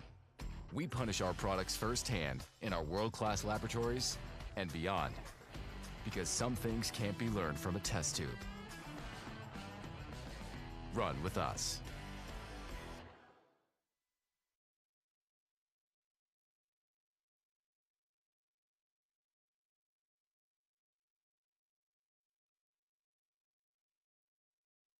Some give their weekends. Some devote their entire lives. All we need are the moments of courage, of resilience and ingenuity, devotion, integrity, selflessness and excellence. Full-time, part-time, in or out of uniform. All we need is the best of you. How many moments can you give? It's your Uncle Cooper. Your SUV is a multi-purpose tool, like a corkscrew fish scaler. And that means your tires should be multi-purpose too. Like these Cooper rugged Treks. They're tough, but also run smooth as butter. And with dual sidewalls, it's like having a multi-tool that can look like a completely different multi-tool. Don't take that idea, by the way. I'm gonna patent it. Go with the Coopers. Cooper!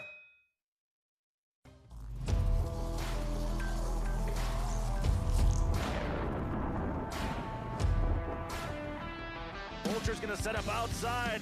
Here comes the Hail Mary in Calamity Corner. He's going to try outside in. Shannon's going to stay down. He might have it. Here we go, Shane. Side by side. No. Looks like Shannon takes it by a fender. Tremendous last lap there by Holger, but he's going to fall about 2 feet short of the front bumper of Shannon as they came to the finish line. Good work. Great work by Holger. Just trying everything.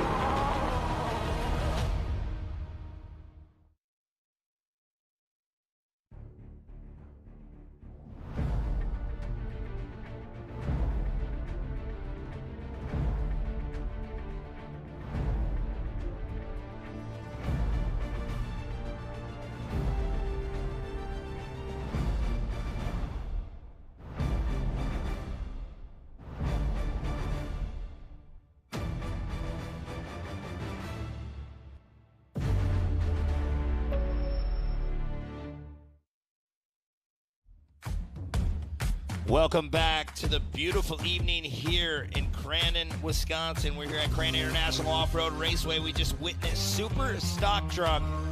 We're going to go down trackside with Nolan Castellian with our top 3 in Super Stock. In third from Abrams, Wisconsin in the 833-4, Nick Bing. Taking second in the 851-4, Joey Machosek. And taking his first win in Super Stock Truck in the 819 Chevrolet, Scott Belanger. Boy, Nolan, they don't mind beating and banging on one another in that class. I tell you, though, Belanger, kudos to him. Thanks, Brent. You're right. A great run for him. We'll come on over and talk to our third place finisher, Nick Bing. Nick, you got a great start there, and we're running up front and threw it up on the bike, but you were able to fight back there. It looked like the truck was handling really good today.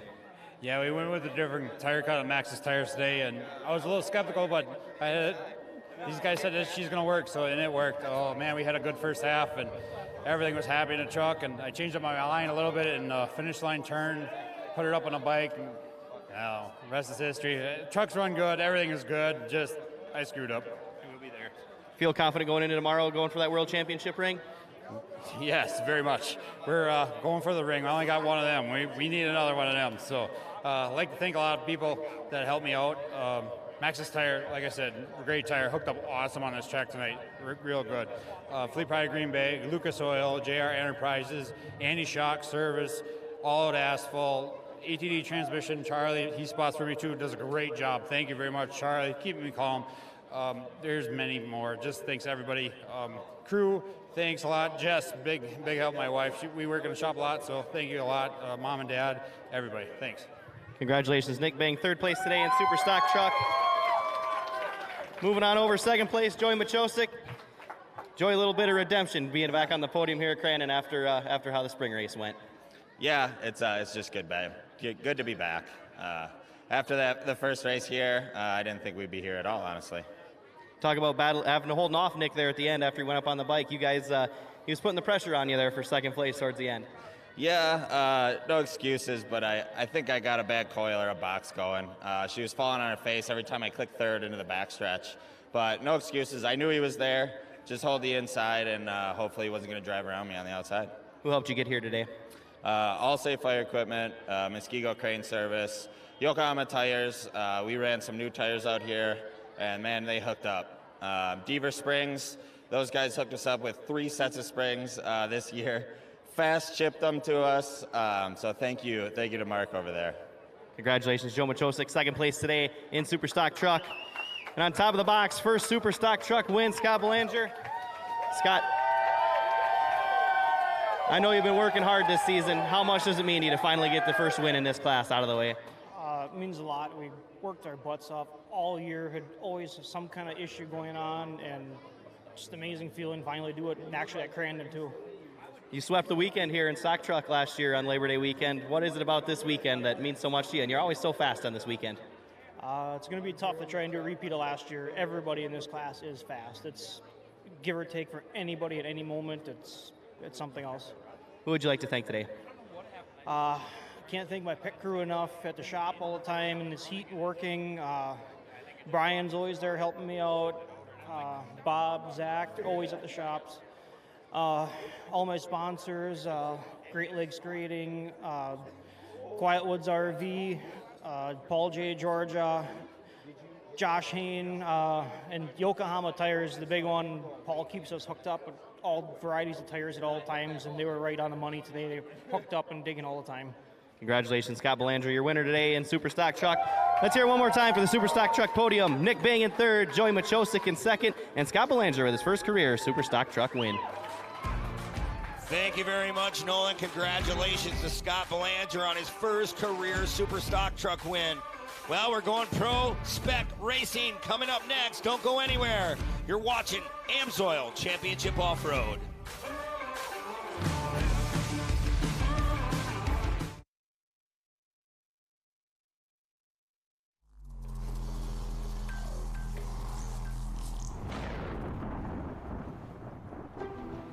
Here we go, Shane. They're going to be side by side climbing the hill. Greaves had the better run off the high side of Talladega turn, so he'll slide back in front. LeDuc has to go back to the back bumper of Greaves. Once again, he's going to look to the inside of the top as Ziegler can't turn. They make some contact. Yeah, wheel-to-wheel contact. Kyle's going to have that inside line, but Greaves will have the preferred position on the inside off this jump. Man, LeDuc just about carried both of those guys all the way down to the K-rail. Now he's going to try to cross him up in turn one and get the inside run. Wow, great driving by these two drivers. Watch Kyle LeDuc. If I know Kyle LeDuc, he's going to try to set him out outside, inside. Greaves knows it's coming. Look at LeDuc going to the bottom side once again. He'll pull alongside for a moment. Greaves has the momentum, and Greaves is going to slide back in front of LeDuc as they go into the split lane.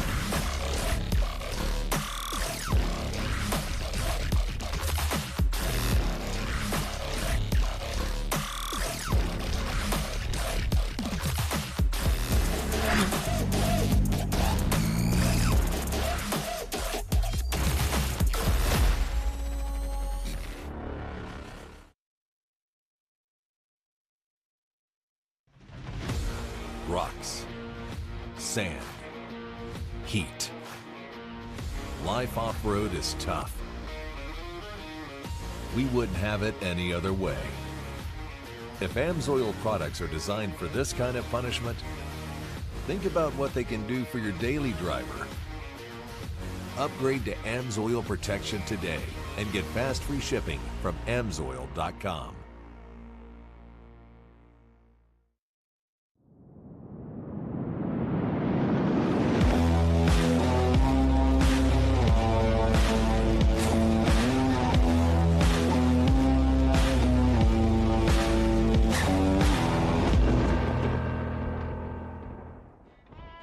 Back to Crandon International Raceway. You see, night has fallen here in northern Wisconsin. We're going pro spec racing next. These are the V6 compact trucks. 4 drivers in the field, but this has been very exciting racing all season long. Our starting grid for this one, Gray Ledbetter from Morganton, North Carolina, starts on the pole.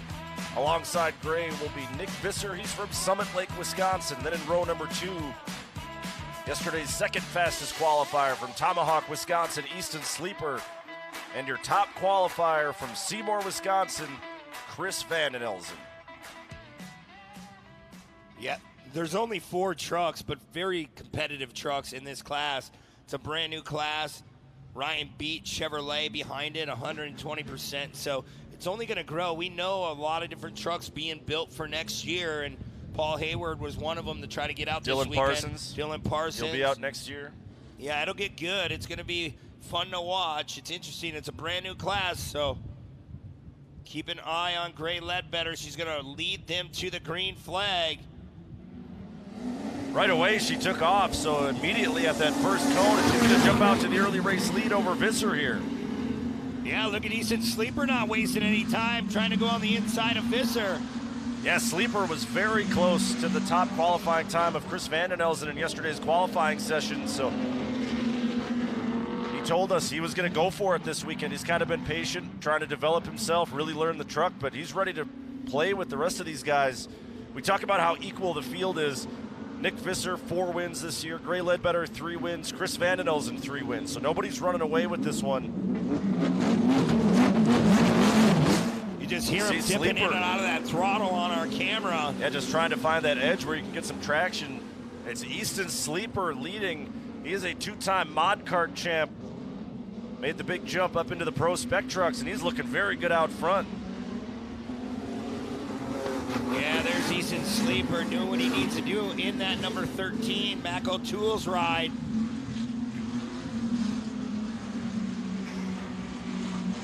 Like I said, he put down a really nice qualifying time yesterday, so he's definitely got the speed. You saw him start to turn it up a little bit at Bark River, too. He's battling with Gray Ledbetter for one of the race leads over there. The confidence has been building. Yeah. We talk about his confidence and being comfortable in the truck. It takes a long time, and you can attest to this. You've got some limited laps in a pro light. You admit you're still not fully comfortable yet. It takes a long time. Yeah, you really have to be smart about it. They're not easy to drive. You know, you have to really drive them hard to make them work. These suspensions are set up really, really stiff, so you want these trucks to work. You have to drive them hard. The minute you try to baby these trucks, you're going to go upside down. And unfortunately, yesterday in qualifying in the back 180, I went to go hit the brakes and check up. They went right to the floor, so I went for a little ride and got that out of the way. But hey, you got to give these guys credit. They know what they're doing. Well, we've got a good battle for the lead developing. Chris Vandenelsen, the top qualifier out of these 4 trucks, starting to catch up to Sleeper. You saw the sparks off of Easton Sleeper's brakes there. That's one more reason I love racing under the lights. Of course, Vandenelsen embracing the culture a little bit, has the neons running in that truck. Yeah, so cool to be running underneath the lights here in Crandon. Oh, Vandenelsen puts it up on the bicycle, sets it back down. Vandenelsen really coming a long, long way in his driving. He's looking really, really comfortable. That truck just fits him perfectly. You see Visser still staying in the picture. Ledbetter is just a little bit behind Visser, so she's keeping the pace right now, too. And remember, we'll have a mid-race competition yellow, so everybody will get another fair shake. But, man, Easton Sleeper looking very good out front right now. Vandenelsen, like we said, he was top qualifier, and he is unable right now to run down Easton Sleeper. Look at that face full of dirt Vandenelsen just got, too. Yeah, Vandenelsen really trying to stay on the back bumper of Sleeper. Vandenelsen getting a run out of the gravel pit. Sleeper's still holding on to that top spot. Can't say enough about that kid.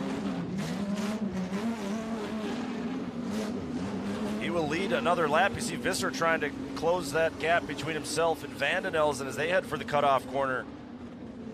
Visser came into this race leading by 2 points in the championship over Gray Ledbetter. This class will race again for points tomorrow as well as a world championship break.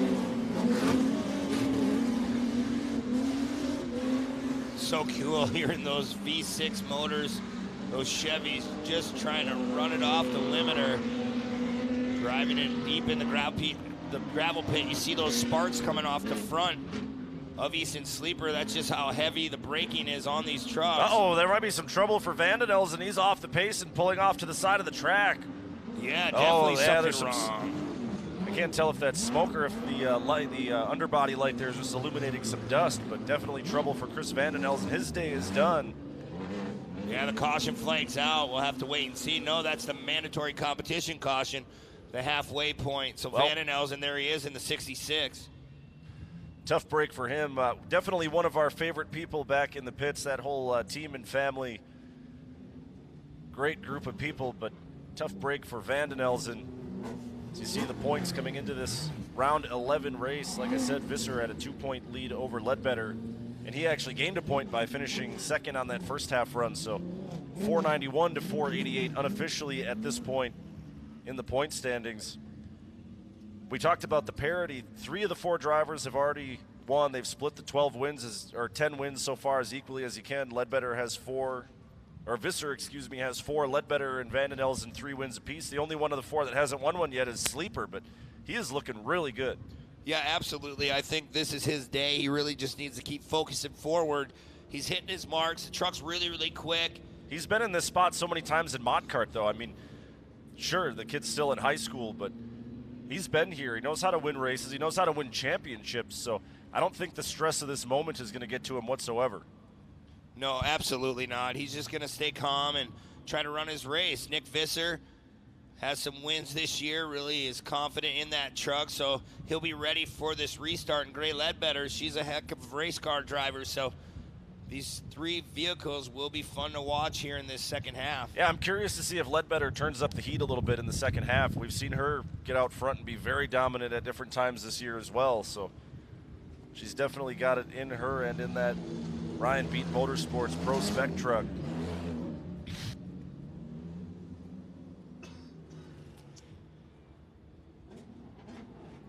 Well, Easton Sleeper going to bring him around for this restart. The ChristianCarsOnline.com pace truck has pulled off. It'll be all Easton Sleeper, Nick Visser, and Gray Ledbetter. Pay attention. Sleeper can take off at any given time, and he does it right on the back side of the jump. Yeah, that's kind of the preferred way to play it. Every once in a while, you'll see a driver slow play it a little bit. Look at that. Ledbetter with a great jump on that restart. She goes right by Nick Visser, so maybe Ledbetter is bringing the heat a little bit here in the second half. Now you've got the 2 youngest drivers, both in their teens, out front here in Pro Spec, and now Ledbetter off the pace for a moment. Yeah, I don't know. Something's wrong with Ledbetter's truck. It looked like something in between the straightaway just wasn't really pulling. Yeah, it's almost like she missed a shift or something there. Just suddenly fell off the pace just for a couple hundred feet. She's back on the loud pedal now and holding on for dear life over Visser. Yeah, I don't know what happened to Visser on that restart. Ledbetter pretty much just walked right past him. Yeah, Ledbetter just holding on to that spot. Out front, Easton Sleeper in that 13. And Ledbetter getting past Visser, that has championship implications, because if they finish second and third where they are on the racetrack now, they'd only be separated by 1 point going into tomorrow's race. Wow, and such a tight points chase. Right, and that would mean whichever of those 2 drivers finishes ahead of the other one would be your points champion. Wow, it's going to come down to the final rounds here in Crandon, Wisconsin. There's Nick Visser. You can't script any more drama than that. You know, we talk about winning championships. Visser is another guy that's obviously been there before. He's won a championship. Oh, big trouble for Sleeper. Nice save. Able by to the set kid. it back down, but he lost fire in the truck. Let's see if he can get it fired quick enough. What a tough break for Sleeper. Looks like he's having a hard time getting that truck started back up. Yeah, it's hard trying to put it back in neutral, get it refired. He put it up on the bicycle. What a heck of a save, but just unfortunately just dogged it out. It's hard not to root for the kid and how far he's come from Anigo back in round 1 to where he is now, and he looked to be in control of this one. Like you found out in qualifying in the Pro Light, though, it's easy. You hook an edge a little bit. That can cost you your good run that you had going. As Ledbetter landing a little bit off kilter there as well. Yeah, Gray Ledbetter really bonsaiing off that flyaway jump, and yeah, you're right. They really like to hook. You have to stay in the throttle. You have to really not baby these trucks. You have to drive them pretty hard. As Ledbetter coming to what will be our finish line jump. What about a half a minute to go, and still the green flag's out. Yeah, that'll be 2 laps to go for Gray Ledbetter. So now with Sleeper out of the way, Ledbetter, if she wins this race, her and Visser will be tied going into tomorrow. You can't, how much more drama could you possibly script than having a tie for the points lead coming into the final round? But that's what we're staring at right now. If this result holds up, it'll be white flag out next time past the McCoy finish line. How about it though? Ledbetter was running at the tail end of the field, and then on that restart, it's like she just found another gear. Yeah, she really did. I don't know. She seemed like she missed a shift going in the gravel pit, but she corrected that. Now her eyes are set on this white flag. It should be coming out this time by, and there it is. Gray Ledbetter, 1 lap to go here in Crandon. Trying to pick up win number 4 on the season. She was the first woman in Champ Off-Road history to win a pro race. Trying to make history as a female pro champion as well here in 2022.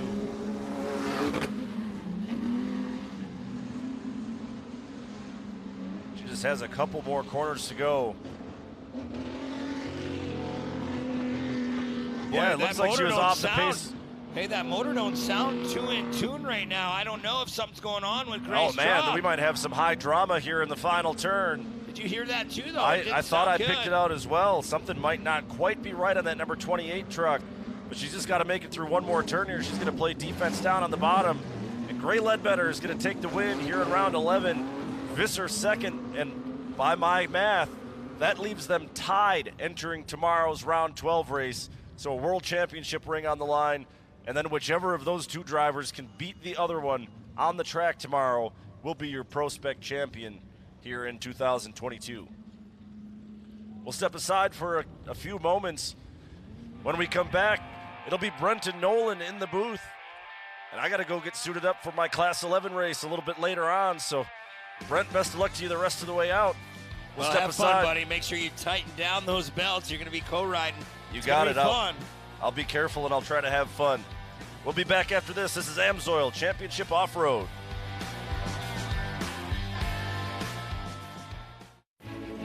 eBay Motors has parts for new cars, new parts for old cars, and new parts for cars about as old as I am. eBay Motors has 122 million parts. That's insane. And I can order from my phone right under the car. They have all the right parts at the right prices. Now I can go to eBay Motors, find everything I need, and spend the rest of the weekend working on this baby.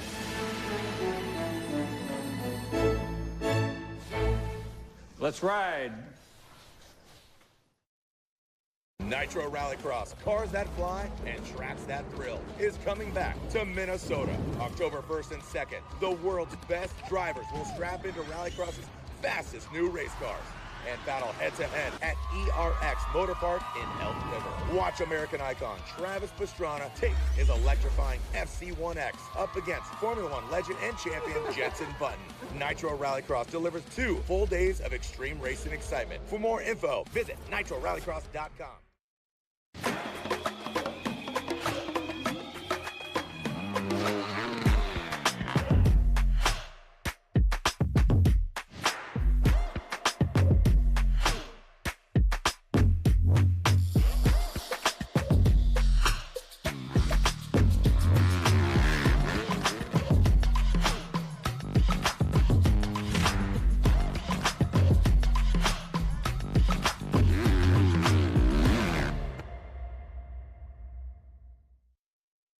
Some give their weekends. Some devote their entire lives. All we need are the moments of courage, of resilience and ingenuity, devotion, integrity, selflessness and excellence. Full-time, part-time, in or out of uniform. All we need is the best of you. How many moments can you give? It's your Uncle Cooper. Your SUV is a multi-purpose tool, like a corkscrew fish scaler. And that means your tires should be multi-purpose too. Like these Cooper rugged Treks. They're tough, but also run smooth as butter. And with dual sidewalls, it's like having a multi-tool that can look like a completely different multi-tool. Don't take that idea, by the way. I'm gonna patent it. Go with the Coopers. Cooper!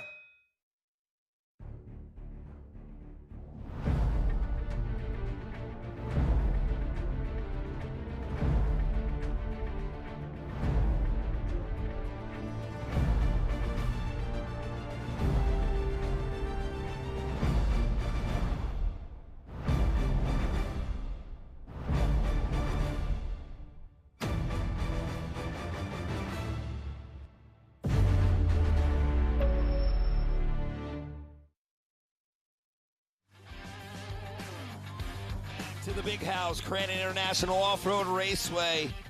There is your winner, Gray Ledbetter, here this afternoon. We're going to go down trackside with our top 3 finishers.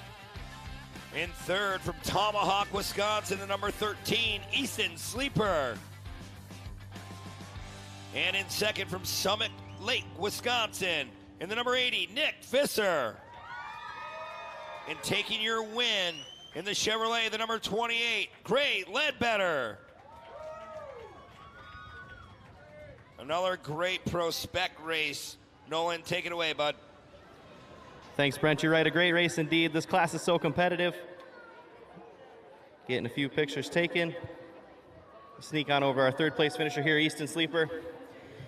Easton, not the result you wanted, I'm sure, but man, you sure showed the pace out there today. How good did it feel to have that much speed at the big house? Oh, yeah, it was great. I mean, having so much speed at the big house, I mean, what can I say? Coming up from a mock car to a pro spec is a huge jump, and yeah, we've suffered through some problems throughout the season, but I mean, I love this track. I mean, I grew up at this track, and to go out here and lead majority of the race and then make that one mistake at the end, I mean, it kind of sucks, but I mean, tomorrow's a big race. You know, we're going to be there tomorrow for sure, and you know, I can't wait for tomorrow, and I got to thank all my sponsors, Toyo Tires. They've been working so hard this year and put so much effort in me. Tommy, Frank, Adrian, Dave, everybody from that team, thank you so much. Rod and Supply, he worked on my wrap this weekend, or he wouldn't have that nice wrap on.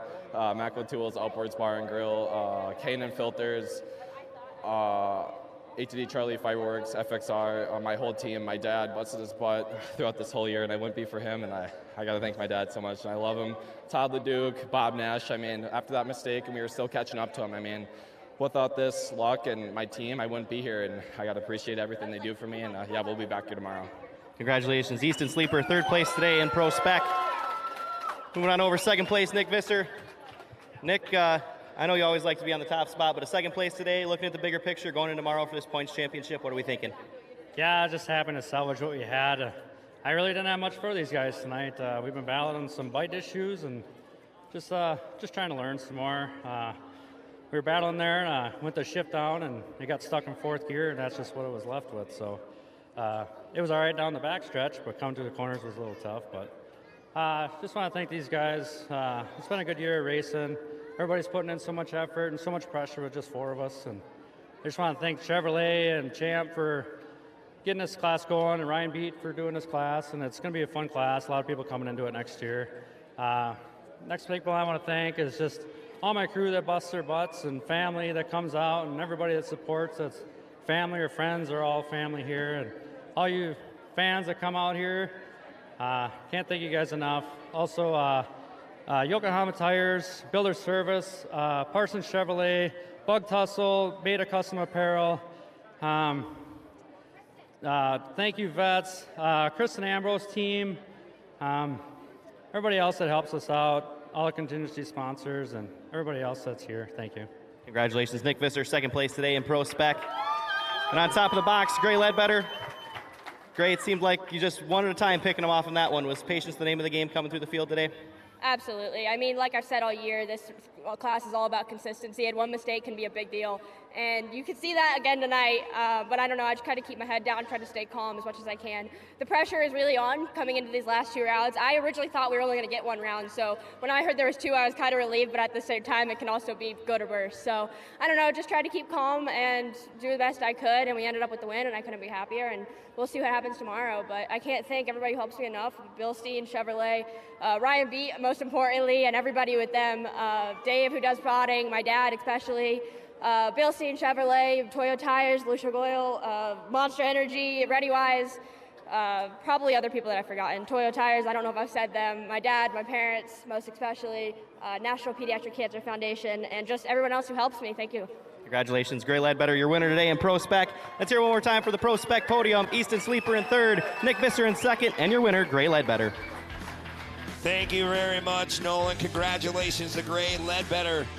Coming up next, we have Super Buggy. You're not going to want to miss it. Don't go anywhere. You're watching AMSOIL Championship Off-Road.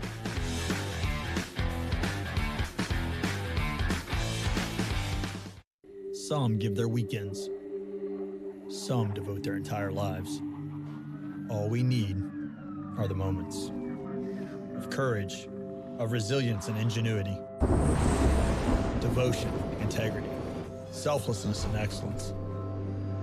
Full-time, part-time, in or out of uniform.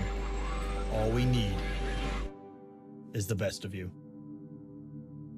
How many moments can you give?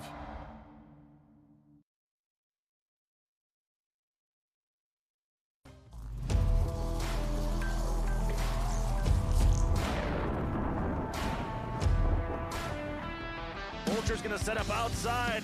Here comes the Hail Mary in Calamity Corner. He's going to try outside in. Shannon's going to stay down. He might have it. Here we go, Shane. Side by side. No. Looks like Shannon takes it by a fender. Tremendous last lap there by Holcher, but he's going to fall about 2 feet short of the front bumper of Shannon as they came to the finish line.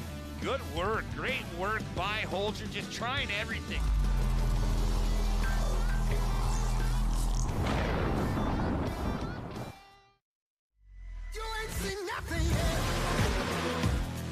Yeah, I got that right turn. We're good. Let's meet up at the compound group up. That's turn 4. Oh, that jump was huge. Yeah, for sure, dog. Good little driver and straight on through.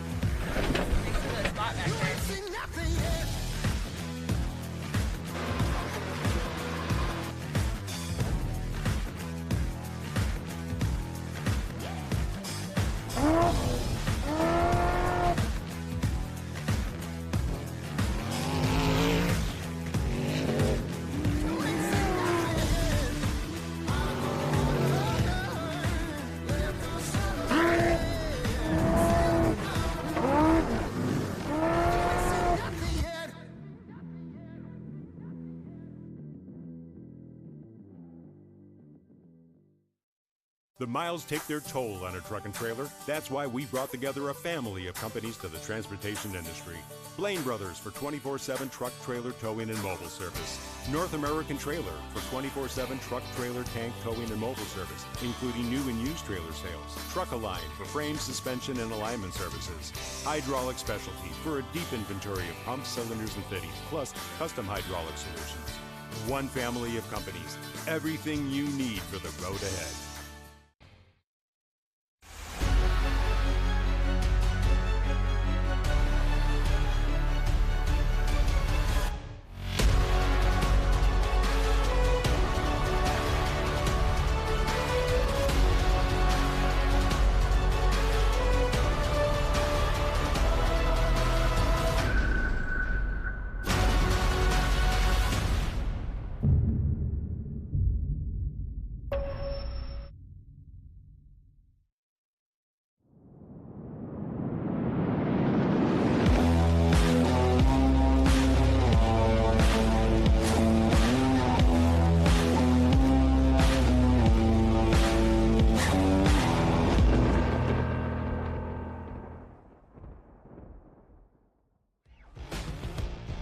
Welcome back to the night racing here in Crandon, Wisconsin. You're watching the 53rd annual race weekend.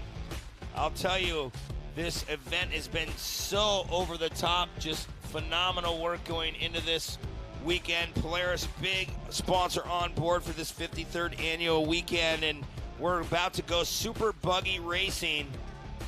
22 cars coming out in front of the crowd.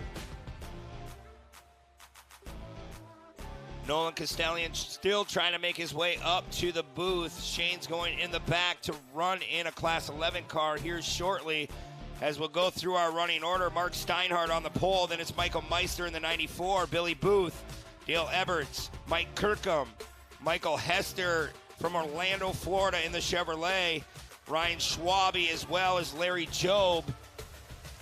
9 through 22, Corey Fisher, Dave Vandenelsen, Kia Graff, Cole Bernier, and we're about to go green flag racing. Steinhardt gonna take him to the green. Here we are. How's it going, buddy? Good, Brent. How are you doing, man? Good, good. Here we go. Green flag flies under the lights. Good start there for Mark Steinhardt, getting into the lead over Meister as they go down into the gravel pit. Meister goes a little bit wide. Looks like he might be looking for an outside in move. Yeah, definitely the track looks to be in prime shape. They didn't throw a lot of water down because the moisture stays in the track as we go night racing.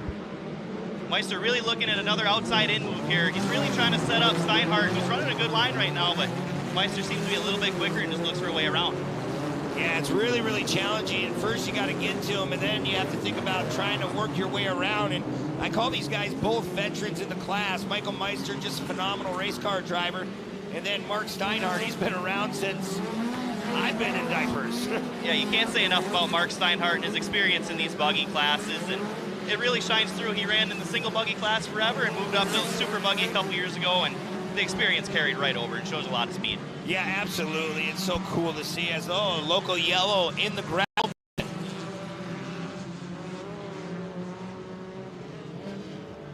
Hard to see what's going on there, but... Oh, we got one crossed up. Yeah, red flag is out. They're going to park everyone. Hard to tell on our sheet here who that driver is. Yeah, I don't know. All right, well, we're going to take a step aside, and we'll be back, and we'll figure out who is sideways on the racetrack. Don't go anywhere. You're watching the Super Buggy Division here at AMSOIL Championship Off-Road.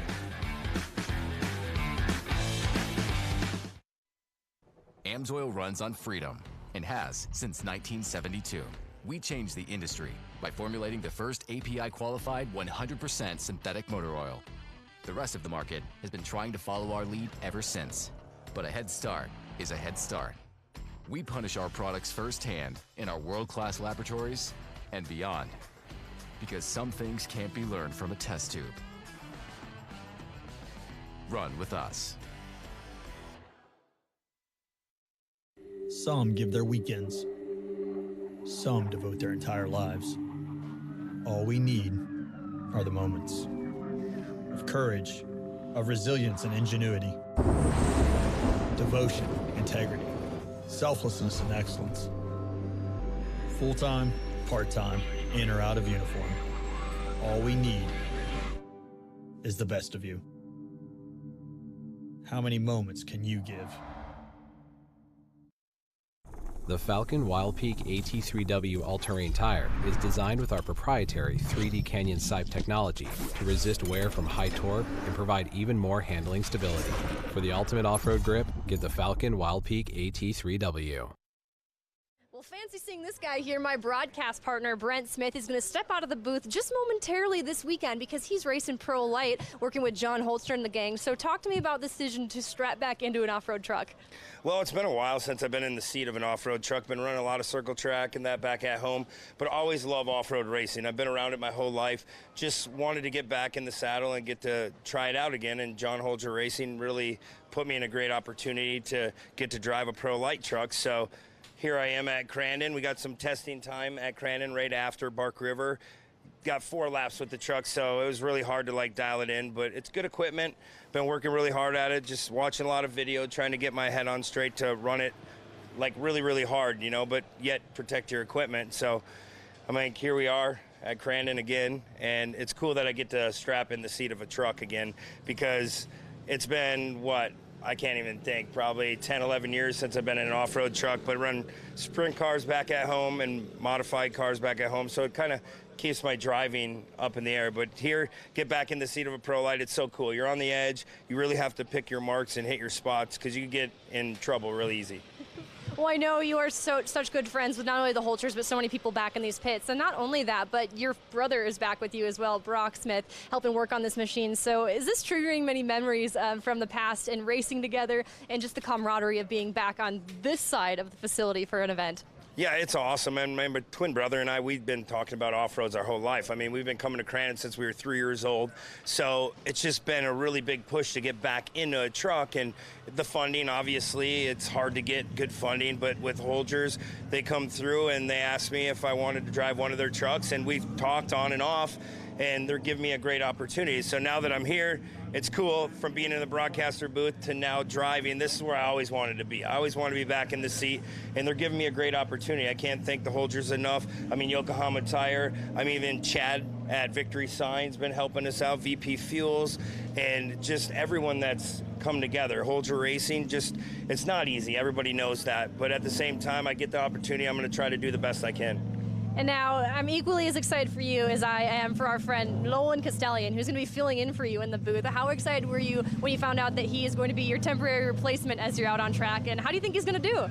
No, he's going to do wonderful. The kid just lives and breathes this sport, just like I do, just like Shane does. So we cover each other. I'm not worried about it. they'll take off where they need to, and I'm excited to get back in the truck, and it kind of bugs me not to be in the booth, but at the same time, I know we got a great group that can pull everything through. So it's going to be really cool for Nolan. At the same time as I get to drive a truck, he gets to get in the booth with Shane and you. So anything can happen at Crandon, and I'm glad that we're getting to do this.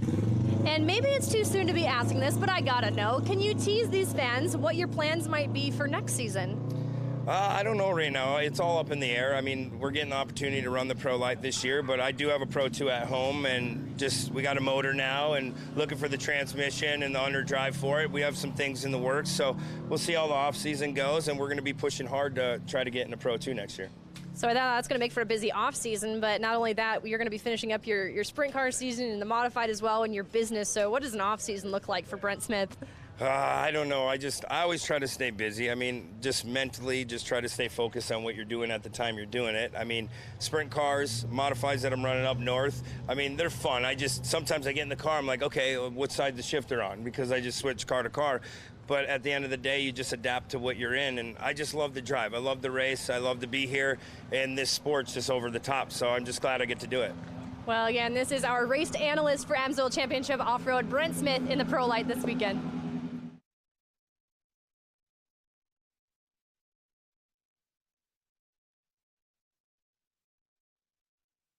All right, so we came up with this idea. I mean, obviously, CJ and I have quite a few older helmets laying around, and we use them more as like decoration in the race shop. But I said, you know what?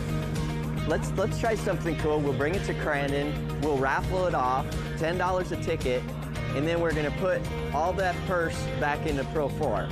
But the way it's gonna work is the winner of the raffle will come up at like 4:30, right after the Pro Light race.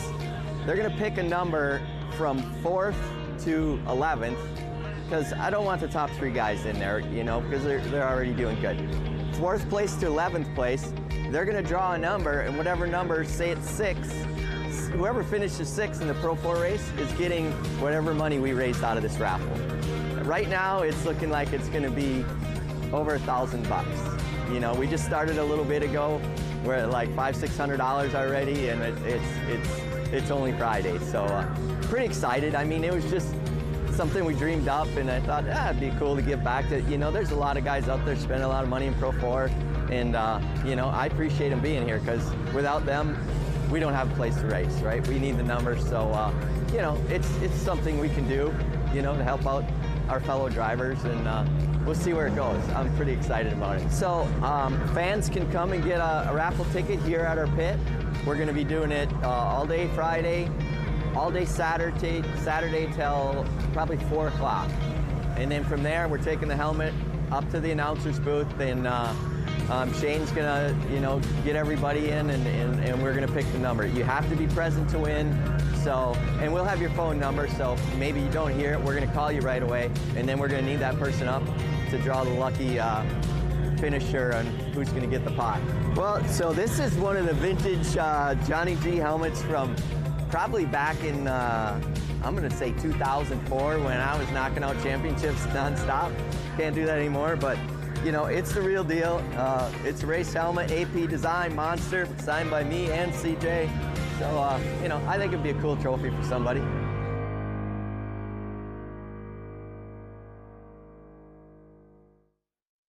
The Earth is 70% water and 30% land. But the entire sky belongs to us.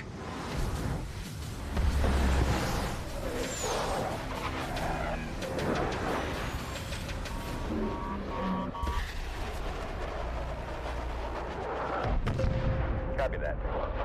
Aim high, Airman.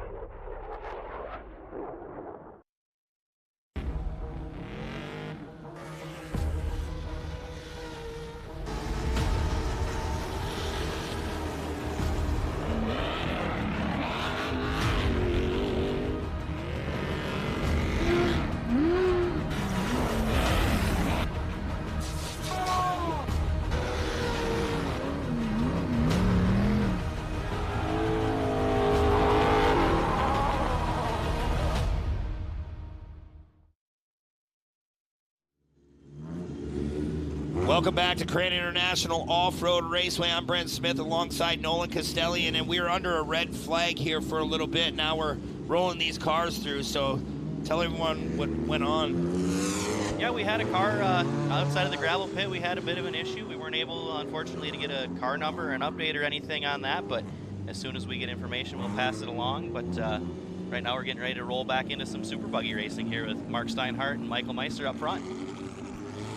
Yeah, it's going to get very, very interesting. Mark Steinhardt very quick, but Michael Meister, it seems like Crandon, he opens up another whole list of chores for himself to do, and he usually puts them together very, very well because he is very fast behind that Ponzi ride. Yeah, still a good points battle, too, between Meister and Steinhardt coming in here. I believe 13 points the gap, and Billy Booth only one back of Steinhardt, so, and they're 1-2-3 right now. So a lot of points implications right now with those guys running up front, and we'll see how it goes as we get back green here. Yeah, just a lot of sitting around waiting, and, you know, it just bugs you. You're sitting, you're ready to go, you get in the flow of things for a couple laps, and then now you have to restart it. Billy Booth, my eyes are set on that kid, too. He's been fast all season long. Him and his father have been busting their tail, getting that number 51 up to par. Yeah, it's weird to call him a rookie, but he's a rookie in this class. We've seen him in the lower buggy divisions forever, but this is his first season with that thing, and he's done a really great job. He learned really quickly and has shown a lot of speed, and he's only 14 points back on Michael Meister for the points lead. I mean, he's got a shot at a championship here in his rookie year. Yeah, he absolutely does. He's very, very good at what he does. Yeah, it looks like the 972. We'll have to get you a name on that. We'll see it on our list. Oh no, so everything looks to be cleared. ChristianCarsOnline.com pace truck going underneath the Polaris banner. Who's your pick in this one? Man, I don't know. It's so hard to pick. This class has been so stacked this season, more so than we've ever seen it. I mean, Steinhardt and Meister obviously are your traditional front runners in here, but Mike Hester's always fast. Billy Booth has shown a lot of speed. Dale Ebert's won here in the spring. I mean, there's been a lot of parity in this class, and it's good to see. It's as strong as it's been in a few years out here in the Midwest. Yeah, this class has really definitely became a competitive class. And I mean, I can remember 10, 12 years ago, we had maybe 5, 6 super buggies. So kudos to Champ Off-Road for keeping this division going and keeping it healthy. I mean, this is where the best guys in the business are running super buggy. Yeah, and I mentioned it's as strong as it's been in the Midwest in years. We've got some fast West Coast guys out there, too. Oh, we for see sure. Matt Brister back in the pack, going to have to work his way through. There's quite a few West Coast guys out here in this class, and they show a lot of speed every time they come out. But we're coming back to green here. Mark Steinhardt leading him to it. Yeah, Steinhardt not wasting any time. Michael Meister trying to hug it right through the door.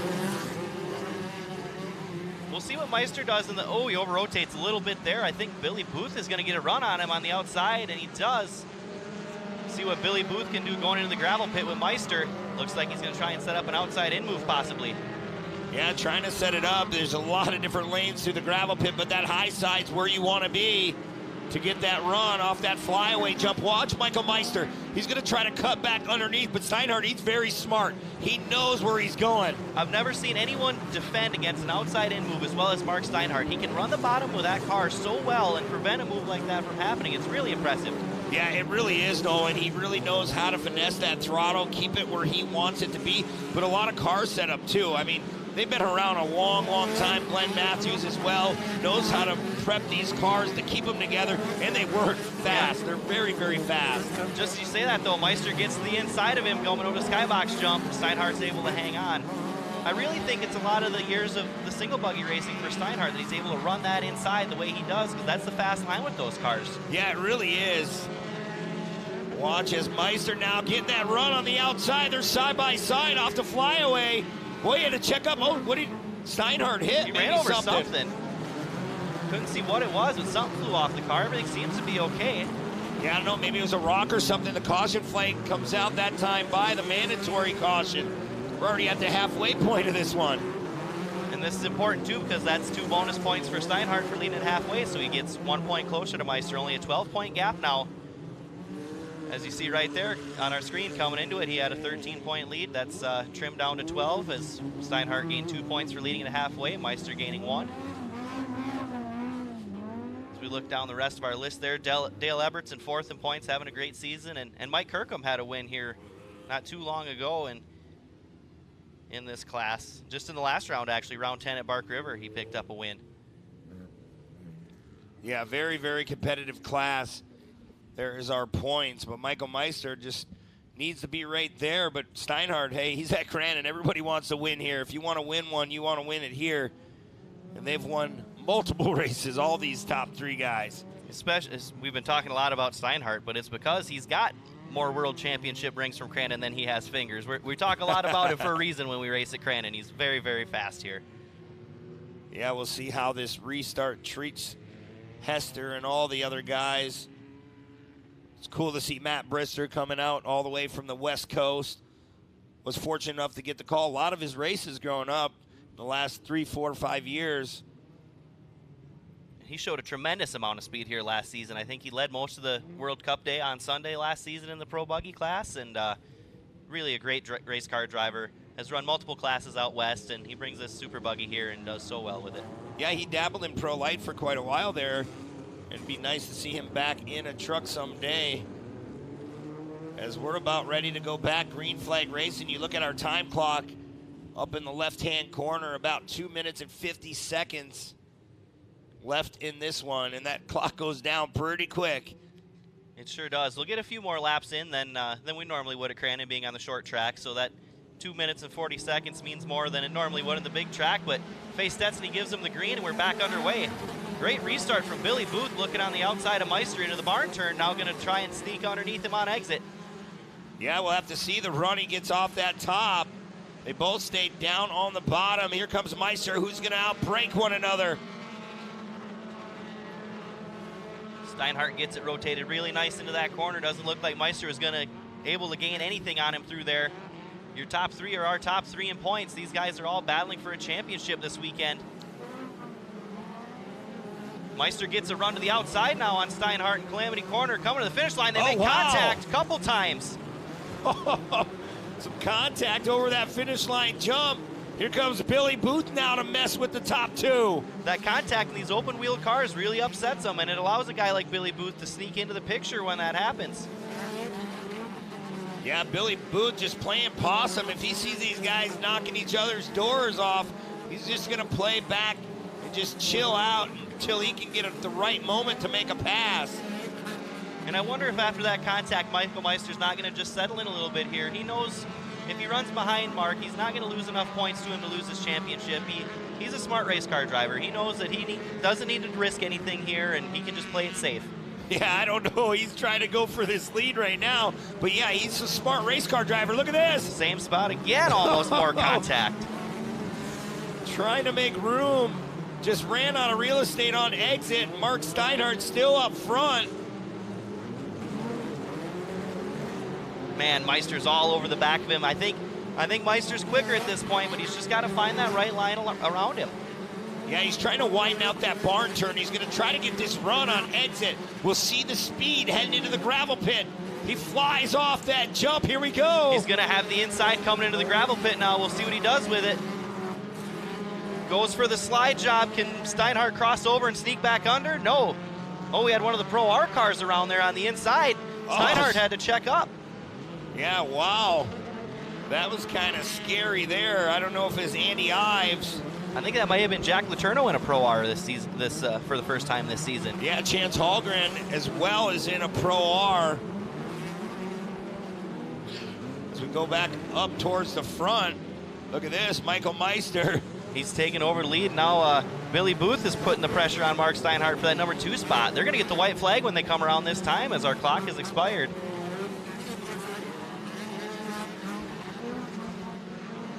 Wow, flying off that jump. Steinhardt under the lights here in Crandon. Such a beautiful evening so far. Coming into a local caution zone here in the gravel pit. Everybody sneaks by on the bottom, and we're back to racing.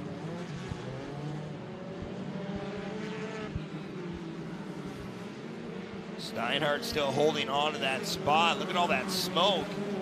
I don't know if that's coming out of Michael Meister's car. I don't think so. That Ponzi 94, the red plate, meaning he won the championship last year, Nolan, and That kid, he's a phenomenal race car driver. I want to see him move up the ranks now because he really knows what he's doing. Absolutely, he does a great job in these cars, and really these Super Buggy cars are one of the hardest cars in our series to drive. A lot of horsepower to weight ratio here, and all of the rear wheels, manual transmissions, these things are difficult to drive. Yeah, handbrake, the whole 9 yards. They really are a cool car. I've never driven one, but I can imagine that open wheel, that balance, they're so wide. That wheelbase is sometimes wider than a Pro 4 truck. Yeah, they're difficult to drive, but Michael Meister sure makes it look easy as he comes into the final corner here, staring at the checkered flag. Yeah, Michael Meister's going to get the job done at his hometown track this afternoon. Steiny will come in second, Billy Booth third, and Michael Hester will round out your top 4. Larry Jobe in that 07, a nice top 5 run as well. Yeah, great run for him. We saw Michael Meister on our camera there slapping his hands together as he came across the finish line. This was a big win for him. Well, we're going to step aside here for a few moments, and we're going to go down to the podium with our top 3 finishers right after this. You're watching AMSOIL Championship Off-Road.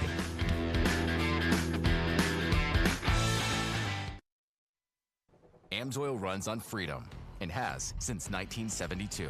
We changed the industry by formulating the first API-qualified 100% synthetic motor oil. The rest of the market has been trying to follow our lead ever since. But a head start is a head start.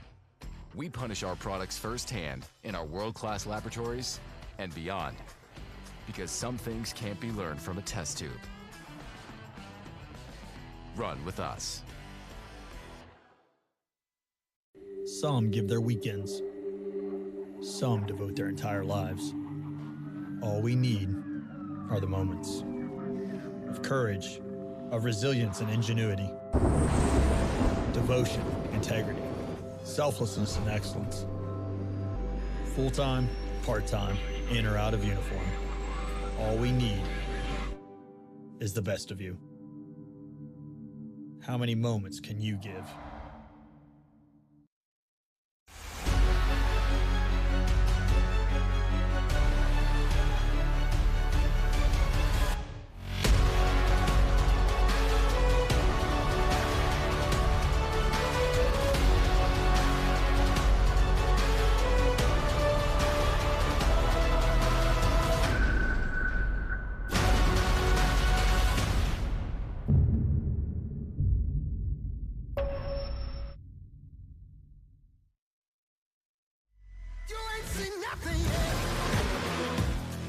Yeah, I got that right turn. We're good. Meet up at the Crandon group up. I turn 4. Oh, that jump was huge. Yeah, for sure, dog. Good little driver, straight on through.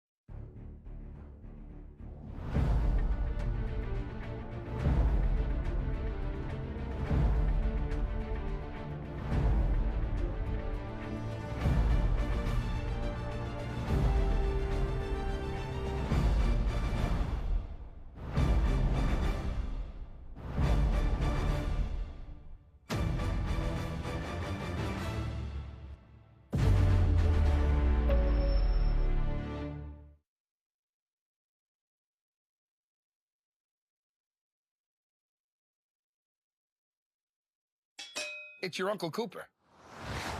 Your SUV is a multi-purpose tool, like a corkscrew fish scaler. And that means your tires should be multi-purpose too. Like these Cooper rugged Treks. They're tough, but also run smooth as butter. And with dual sidewalls, it's like having a multi-tool that can look like a completely different multi-tool. Don't take that idea, by the way. I'm gonna patent it. Go with the Coopers. Cooper!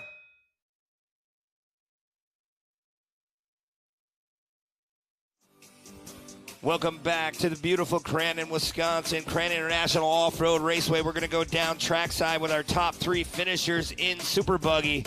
In third, the number 51, Billy Booth. Taking second, runner-up, the number 31, Mark Steinhardt. And taking the win in the number 94 Ponzi-backed ride, Michael Meister.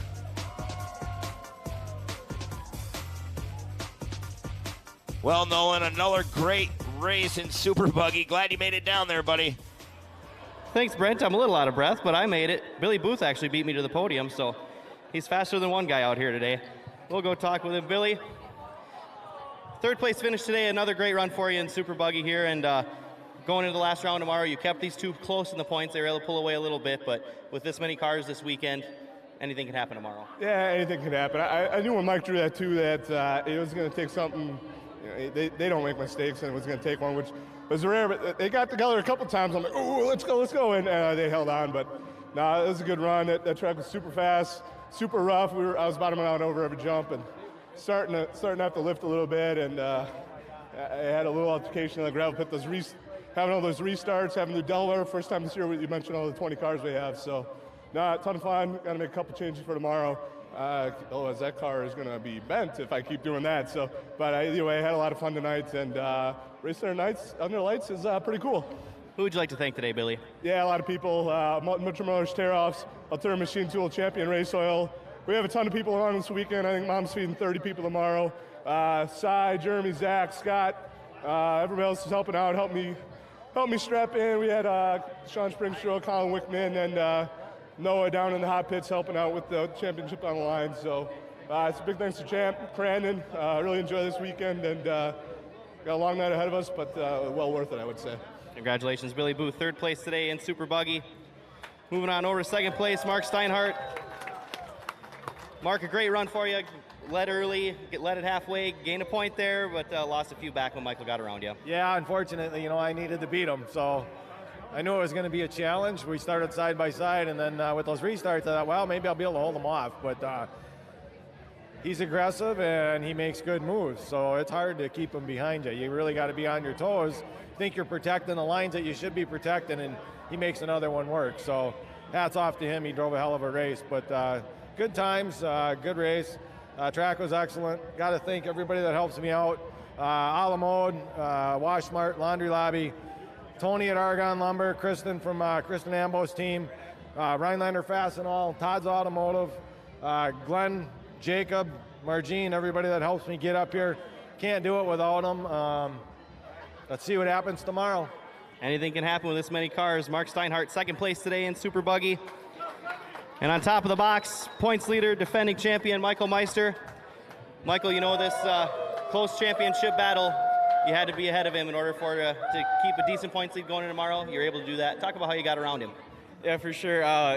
This is a fun night race. We've done this the last few years. But yeah, luckily, all three of us, pulling the invert all through the year. And it's either like a 6, 8, or 10. And, yesterday I was able to pull 2. So we started up front, and God, that made it a lot easier. But, it was parts where Mark was a little quicker.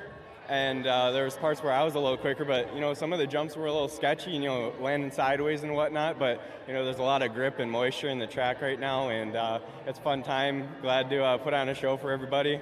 And we'll look forward to tomorrow now. What's the game plan going in tomorrow with the points lead you have, roughly 15, 16 points, and as many cars as we have?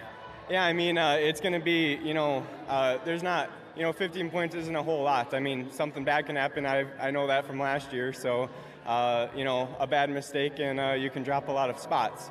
So it's just going to be trying to stay clean, and I guess we'll see what the invert gets pulled to. But you know, normal land rush, fun times tomorrow ahead.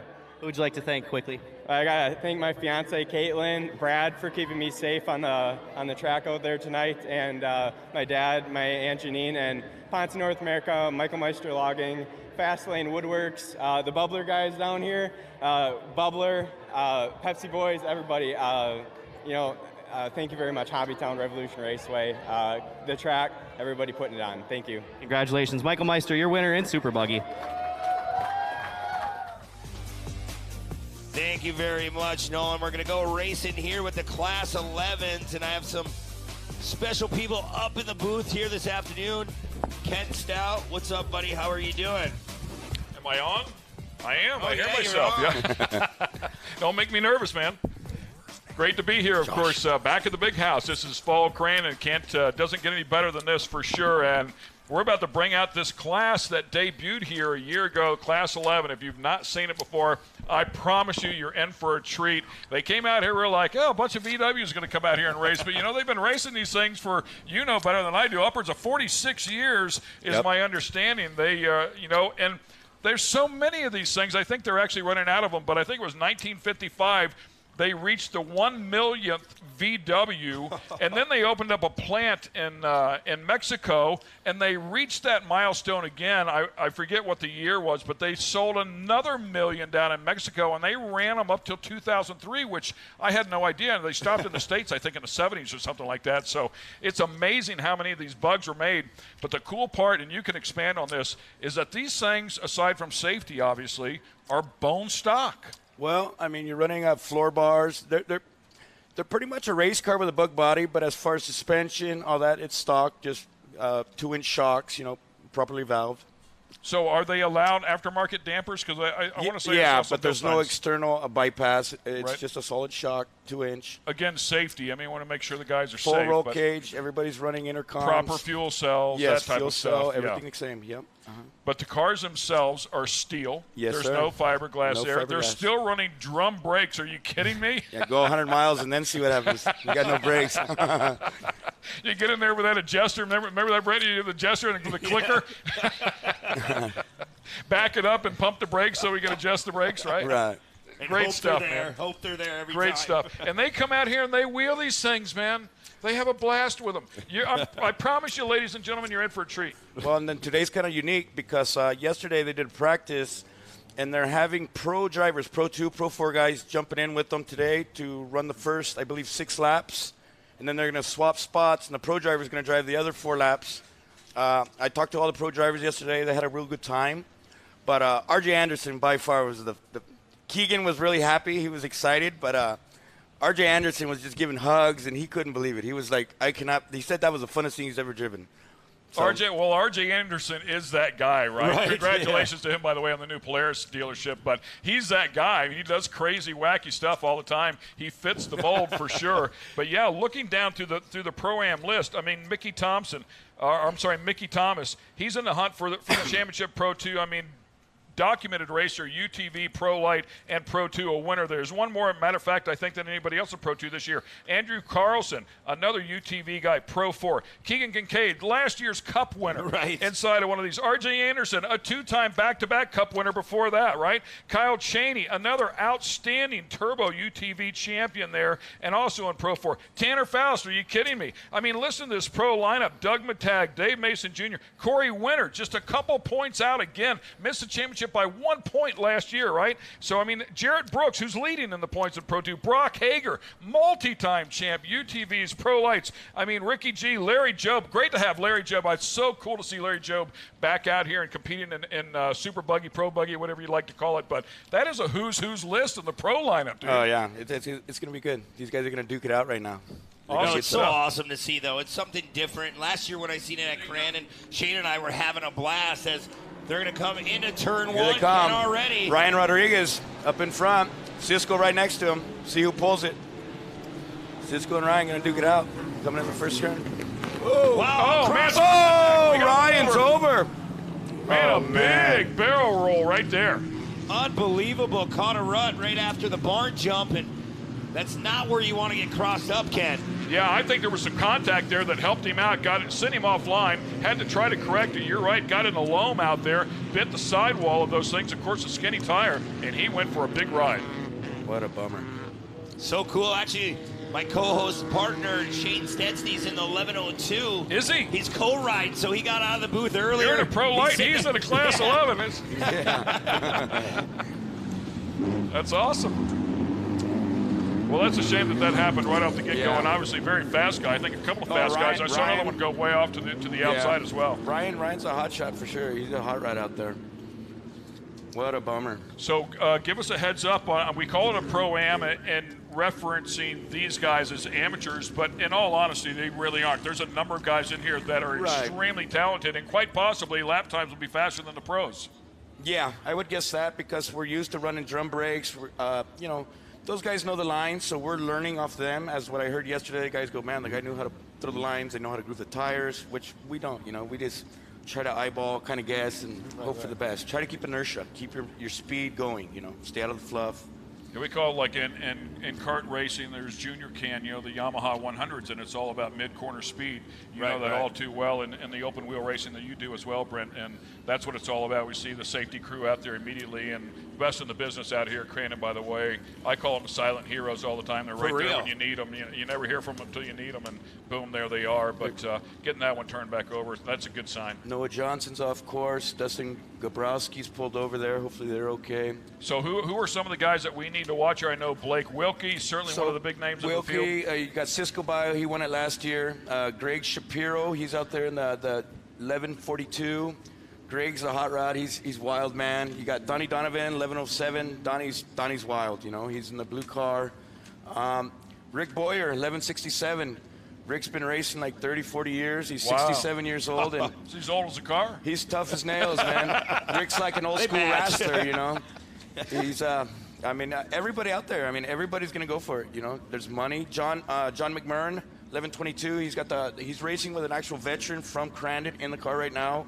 He's part of Veterans Racing Alliance, so they're all about getting vets, helping them race, teaching them to become a professional co-driver, helping them pit, you know. Other race teams, they're just, you know, you got Mark Duche with Warrior Built. They're out there, another veteran group, so expand on that a little bit, because it's something that we're seeing something a little different than what the fans have seen all weekend long so far, in the fact that they do put two people inside of these cars from time to time. Yes, you have to run two people all the time, yes. And a lot of guys look for the skinniest guy, right? Weight is everything in these cars. Yeah, right? Yeah. We're not going to get one of these, Ken? No, I can't even get one, I don't think. I don't know. Hey, the pro light's pretty tight, too, buddy. Yeah. They just slid me down in there, and then I was good, man. If I crashed, I wasn't going anywhere. He's stuck in the truck. Yeah, right. You got John Jones out there, 1158. Is it 1158? Where John Jones, I'm sorry. 1131, I'm sorry. He's at the blue and orange bug. It's a 58 swing axle oval. I mean, I believe it's 56 maybe. I'm sorry. It's a swing axle oval, explain. Well, it's an old car. It's a swing axle. Most of the cars are newer. They had an IRS rear end, like a buggy, I guess you'd say. Swing axle, so it's got a solid axle. The tires kind of curve in. You know, it's a little bit different driving style. So for sure. Positive camber instead of negative. That's not a good thing out here today. No. Yeah. But his car's Do they know that? Yeah. You run what you buy. That's what I got to work with, man. It's a beautiful car. You get a chance to look at it. I mean, John, that's what he does. He restores Volkswagen. So I mean, you know what? I'm impressed here. Look at the first two cars, Fox, Impact. Right off the bat, and I'm not sure what it says there on the third one, Wilkie. but legitimate sponsorship. Yes. This class has taken off. It has grown so quickly here. It's had a resurgence, if you will, and it's really expanded. It's bigger here this year than last year, but the sponsors are climbing on board. Yeah, we've been fortunate. I've been fortunate. Things are changing, you know, but yeah, there's a lot of people have curiosity. They want to know, and you know, anybody can familiarize themselves with the bug, right? I mean, you go anywhere and everybody's happy, right? I mean, that's a Volkswagen. Looks like Skittles out there, right? Yeah, right. The other thing that I heard is some of the aftermarket manufacturers are getting involved. Like they were running out of the steel wheels, or they're getting fast enough that the steel wheels were failing. So now we're getting real race wheels on these vehicles. Mobile Wagon started building these aftermarket wheels, stock profile. Amazing. I mean, I had a flat at the Mint. I drove 5 miles on a flat, didn't break a bead. Great wheels. They're helping the event, I believe. Great company. So that's great. Not only is it safety, but it allows these guys to finish a race, and they're advancing. They're getting faster and faster, and as they go faster, they jump higher, they jump farther. You know, Brent, as well, you're stressing all these parts that never were designed for this type of stress. Right, absolutely. You take them off the barn jump, you take them off the player's flyaway. It's not the same like you're in a Pro 2, Pro 4 truck or even a Pro Light. Driving in the city street. Yeah, right. Well, like a lot of the pro drivers yesterday said, how do you steer in that thing? It's got a stock box. Green flag flies. Here we go, ladies and gentlemen, a restart here, and they fan out a little bit. Kind of single file here, but a much better start here, if you will. You got Cisco up front, Greg and Wilkie and Donnie Donovan. Yeah, Wilkie trying to run that inside now, going in the gravel pit. So cool to watch these cars. Oh, Donnie's a wild man. And how about the cars with the headlights? You got to love it. A lot of steam out of the back of that. Looks like they're in fourth place, possibly Eric Reinhardt with some steam coming out of the back of that one. Mike Steele? Yeah. Yes, sir. So cool, like you said, Ken, to have Impact involved with this class. They built me a beautiful fire suit for this weekend, put it all together with John Holter Racing, and they do phenomenal work. And it's so cool to see them coming back into this sport. And Ben is here. There you go. Donnie and Greg Shapiro going for it. Yeah, 1776 right there. That is Eric Reinhardt. Just made that pass. So did a nice job there. Very good. Looking good out there. I'm just overwhelmed how these cars get through these turns and that they work pretty well. And like I said earlier, Corey Vandermark, Shane Stetsny, he's in that 11:02, and he was all nervous before he left, Ken. He's like, oh, man, I don't know. I'm like, just take a deep breath and take those straps and just tighten them down a little bit more. He's going to come out so excited. He's going to be loving it. Well, and that's the thing. They come out, no matter where, you might be racing for 20th, but somebody's racing for 19th with you, you know, and you come out and you laugh and you shake hands and you embrace, and, man, you just made a memory together, and that's what it's all about. There's a lot of family action going on out here as well. That's what the series is really all about. Yeah, and so like Class 11, we're like, I hear it said a lot, like the old school racers. We all help each other. Somebody needs a part. We all share. We're all there to help each other, change a motor, trans, whatever, you know. Michael Steele there, the 1133, the gold and black car, and he is just behind the 1142 of Greg Shapiro. Yeah, Mike's Greg Shapiro good on that yellow impact car. Mike's looking good out there. He's got a little bit of smoke coming out of his car. It's got to be concerning. And Brett, you understand this all too well. I mean, and as do you. I mean, racing these things, again, it's all about carrying that corner speed, right? And you're on that skinny tire. Imagine how easy it is to get that thing up on the bike. Oh, yeah, absolutely. I mean, I've been in a Pro Light now, and those things like to bike it up quick. Sure. But I can't imagine the wheelbase. I mean, they're not very heavy of a car. So, my point you really is have to the finesse. skill, right? Yeah, the skill. I mean, yes. these guys, it might be a slower car. That doesn't mean they don't possess the skill. No, you have to drive them the way they need to be driven. And I'm telling you, like, everybody can say, I can do that. But you know, Ken, you got to do it. It looks easy from out here because they're not going 100 miles an hour. I promise you, they're getting everything out of it they can. Oh, yeah. These guys, earlier this year, we had Larry Rossler in my car, and, you know, Mr. Really? Baja. Absolutely. Love Larry. He was so impressed. They go, man, he's an old guy. I don't know. Man, Larry's a monster. And he loved it. You know, he thought it was really good. Yeah, let me see people do what Larry's done on a motorcycle down at Baja. I mean, just time and time again. He's proved he's very worthy. Hall of Famer for sure. Had a good look at Cisco Bio, by the way, there for a little bit, the number 1118. He's been out front here since this restart, having a great run. And right there behind him, Blake Wilkie. We were talking about Blake. I mean, solid player. Had him on the stage up there during the parade a little bit earlier today. Another guy that's super passionate about it, has come on board here, has become very fast. Ex-comp, the number 1157, talking about Blake right there in that black car. And he's trying to chase down Cisco Bio. You got to pick away at it, man. These cars aren't balled up with speed and power, so you have to be perfect in every turn. Yeah, absolutely. You really do have to be perfect. You can tell just by driving them. Like you say, it's not all about the big speed to go through the gravel pit, to go through this little chicane, this 180 here. You can't blow through that turn. You get in that loamy soil. You know, it's just like a buggy. You get down into that dirt, and it just takes every little bit of power you have. And he's closing the gap here. It looked like he lost a little bit right there. He had closed up some 2 or 3 car lengths, and something happened right there. Talk to me about the transmission. Are they stock transmission? They're still pulling a lever? Bull stock, 4-speed, stock transmission. So I wonder if he missed a shift right there for a moment, you know? But now he's closed back up on him. Oh, there he goes, pulling the inside line. Wow, he's driving the wheels off that car. So fun to watch Wilkie drive deep into the gravel pit.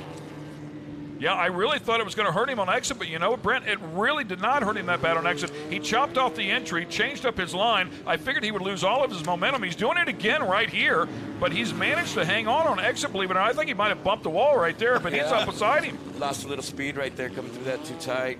There's that mandatory competition caution, the halfway point of this one. And, man, Wilkie looks really, really fast, but Bio is leading the way. So I believe right now they're going to pull him out. Are they going to pull him out right now? Right now where they're going to do the swap? Right in the front, right in front of the crowd, I believe. I was talking to Blake earlier and Corey Winter. They said they were going to make that change right in front. So we'll have to keep an eye on this. Where it's going to get interesting.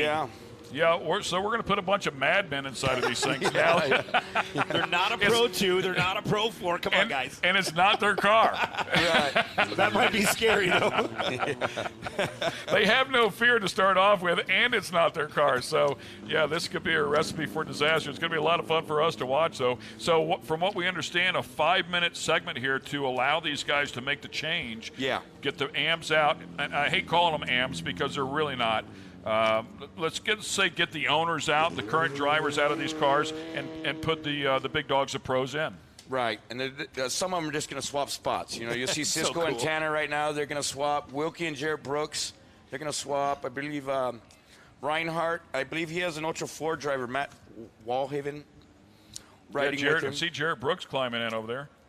There you go. Well, look at that, man. Two guys, the two drivers that were just battling there, first and second, Bio and Wilkie over there. Wilkie walked up to him, gave him a quick hug, said, man, great race so far. So look at those two guys. I believe is that Tanner Faust that's climbing in with Cisco Bio? Yes. Yeah, I believe so. Yeah, it looked like his fire suit there, his helmet. So Tanner Faust is going to inherit the lead here.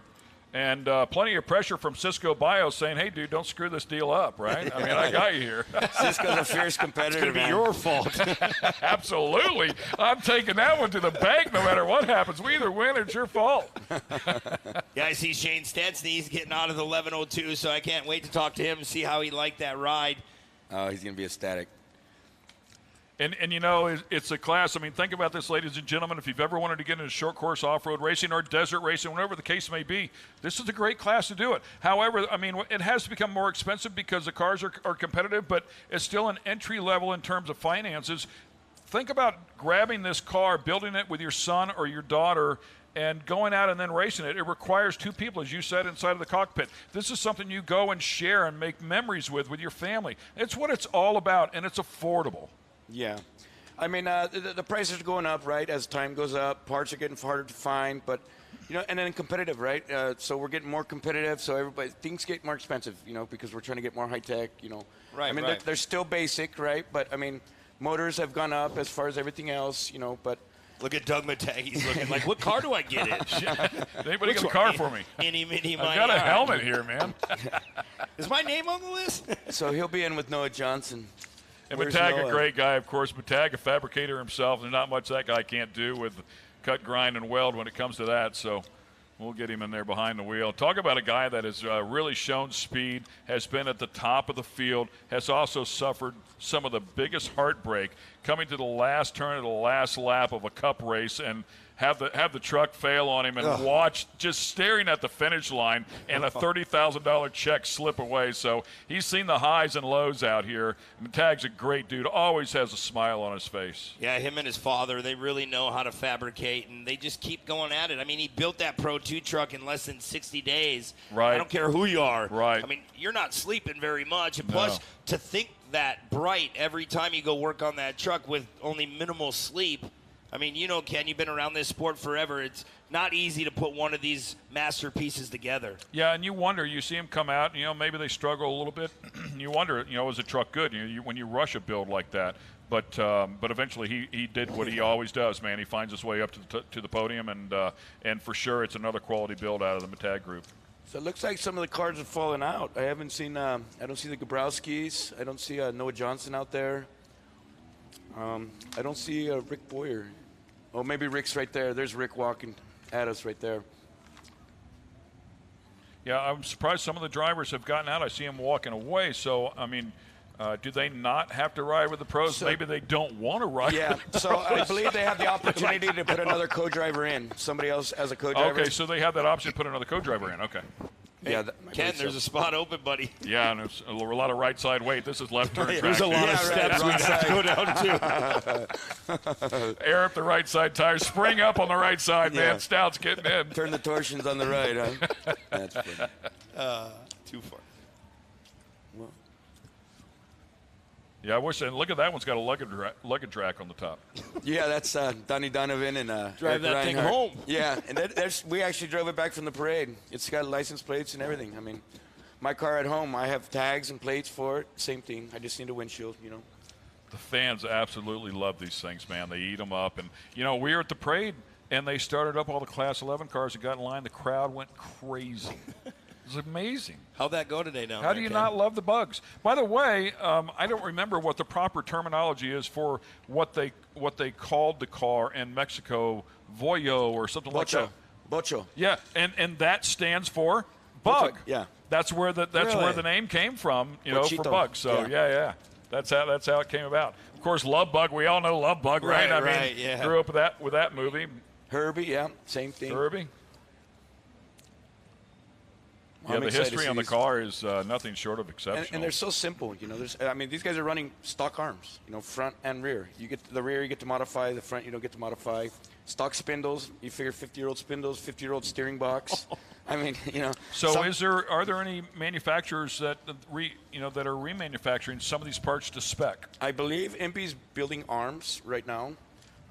Rear arms, I don't know of any rear arms that are built remanufactured. Everything's, you got to find it. I believe there's steering boxes. There was another company. I don't know. I just try to find parts, people with parts in their backyard. Think about a steering box, dude. I mean, trying to come Can't up with imagine. you hurt one of those. Try to. You might want to take a couple trips around Rhinelander and Crandon. Yeah, Maybe somebody has one out there in the you back go. 40. Well, look for the tall grass. Yeah. Very good. That's pretty much what you do. You know. Yeah, that's Mexico. You go to Mexico because I built them for so long. There's none. They've been They race these things all the time, everywhere. You know. Yeah, I was so surprised to see that the final run was, I believe it was 2003. So, I mean, but now we're still talking 19 years ago, right? I'm coming up on 20 years ago. So, I mean, a lot of those junior. cars, but trying to find them. Yeah, were you born yet, dude? I was a junior in high school. Junior high school. I'm pretty old now. Catching it, Ken. So, well, let's see what goes on here. Tanner's up front. Jared Brooks in second. Reinhardt. Yeah, see who's with Reinhardt here. They give us no lights up here. They're really testing my vision. Well, Reinhardt has the Ultra 4 driver. I believe Mark. So he'd be good in the Wallhaven. rock garden. Yeah, there you go. Please don't take the car through the rock garden. Yeah, I don't think that thing would make it through there. You know, you'd be surprised stuff those things do. They'll climb a tree, man. They'll climb a tree.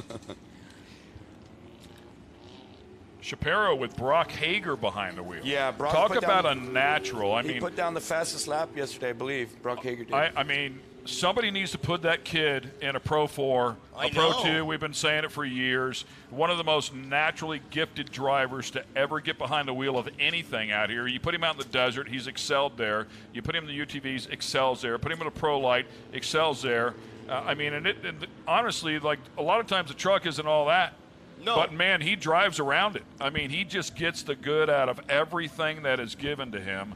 He's just such a natural. He feels the speed. He knows what the vehicle's doing. He knows how to adjust to it.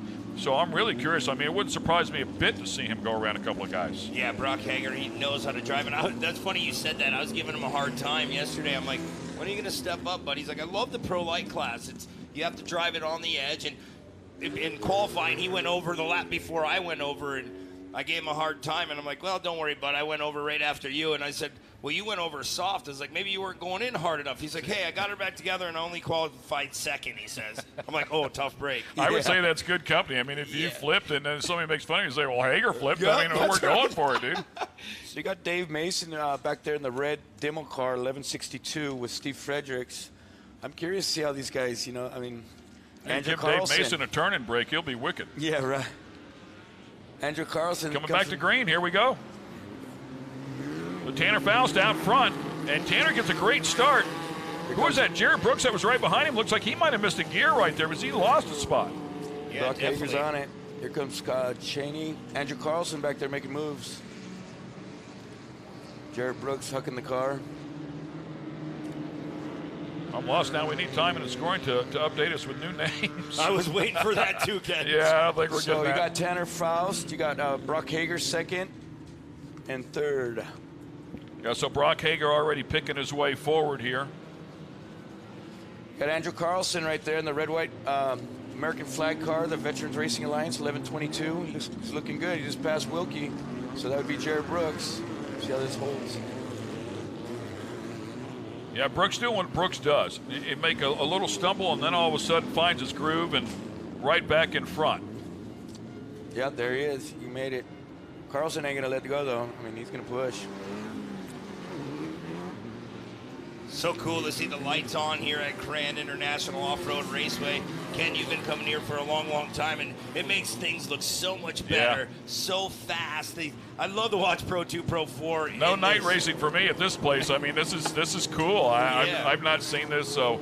And the track looks fabulous. The investment here to get the lighting the way it is, to place the lighting where it needs to be so it's not blinding the drivers. No easy task, man. And this place, it looks beautiful like everything else they do.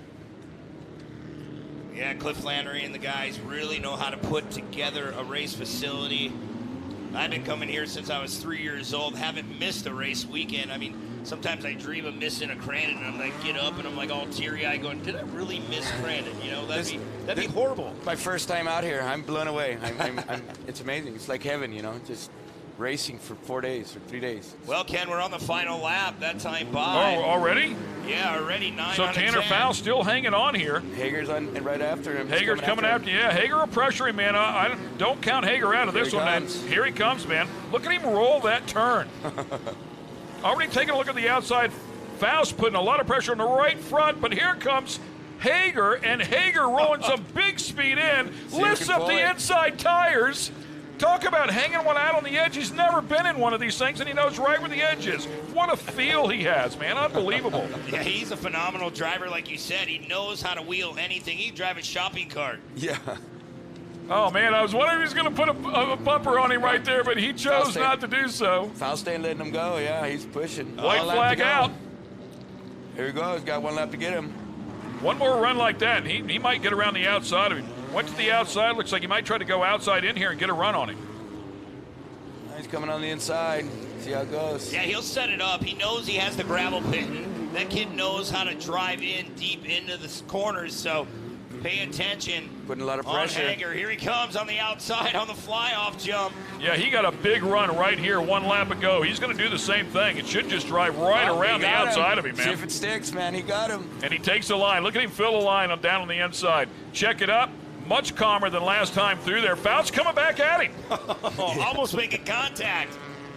Hats off to these guys driving these cars this hard. This is why they're called pros, man. I mean, a hop inside of one of these things, push it to the edge, right off the bat in the span of a couple of laps, and they've driven away from the field. Checkered flag coming out. Faust right there, side by side. Here we go. Wow. What a finish. Hager with the big win. Amazing race. Impact on board, going to be very, very happy. Yeah, Ben's doing somersaults right now. I just saw him. He was down in the bar downstairs a minute ago. He's having a drink, watching stuff on TV, and I guarantee you he is happy right now. Oh, that's amazing, man. Amazing Crandon does this, you know, this unique deal, you know, putting the pros in the cars. And, was this a pretty good payday, too, wasn't it? Yeah, I believe, I'm not sure what it was, but I know that Gravel Kings put in to get the cars out here. You know, so they brought the cars out. They were the sponsor. I believe the first place is $3,500. There you go. And then I set of wheels from Mobile Wagon. Then I seen the trophy this morning. Marty showed me the trophy. I'll leave it for you guys to watch. Shane's the only guy that loves me. Turn the lights on. I can read now. Second place is $1,000. Third place, $500. Hey, man, we got to get Shane. Hey, Shane, you can have my mic, man. Tell me what it was like, dude. Hey, I got to tell you, I went from extremely anxious to 100% calm by the time we hit the barn jump on lap 1. That was, man, it's a dream come true in a way. I've never been on the racetrack at World Championship weekend as part of a race. it was a surreal moment down in the driver's meeting, too. I'm down there in my race suit, and I'm standing next to, like, Keegan Kincaid, Kyle Chaney. They're suited up. I'm like, this is weird, man. I'm about to be on the track at the, in the same event as these guys. Very surreal. Yeah, that's so cool, man. It's cool you got that experience out there. And does it make you want to try to drive one now or what? Absolutely. if you can handle a Pro Light, I can handle a Class 11. So what was your thoughts? So, I mean, Man, it was so much fun. I mean, like I said, I got to be on the racetrack, World Championship weekend. I get to do it again on Sunday. I was nervous about how they'd land. I found out they're actually a pretty comfortable ride. So it's not as rough as it looks, huh? Absolutely not. Everybody's always scared. You need to go faster. Yeah. Everybody's always scared. They're so rough, I was pushing the imaginary pedal on my side of the car, but it wouldn't make it go any quicker. Very good. Great race. I'm very very grateful for you guys letting me be up here, call the race with you guys. Paul and the guys, my friends racing. Very honored. Yeah, super cool. Thank you so much.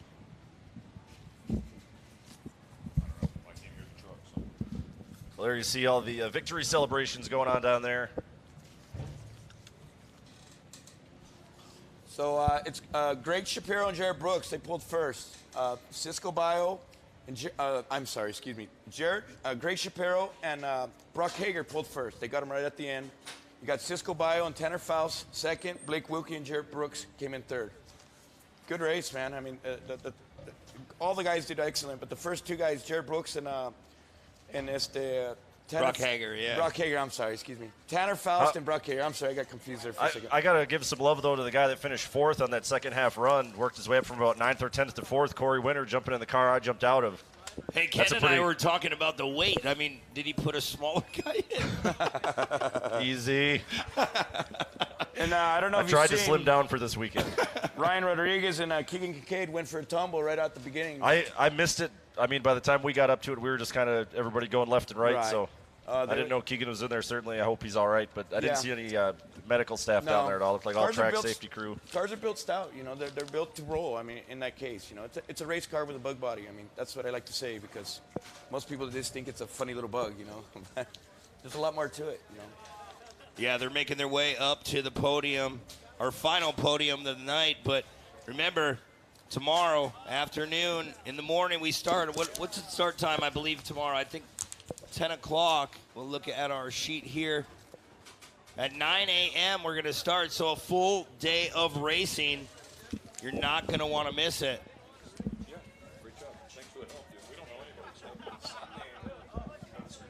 You see those nice custom trophies down there. You see the track promoter, Marty Fiolka, part of the celebration. All right, we're going to go down with Nolan Castellian with our top 3 finishers. A bunch of guys down there as well. Thanks, Brent. We'll come over and chat with our third place finishers, Blake Wilkie and Jared Brooks. We'll talk and then you can stand. Guys, talk about how much fun that was. Blake setting up the first half of the race, knowing you need to get in a good spot to get Jarrett in this thing to finish it off. Yeah, it was super fun just trying to figure out the course and how much traction we had and where the car could slide, the line selection. Yesterday was muddy, so we only got 2 laps.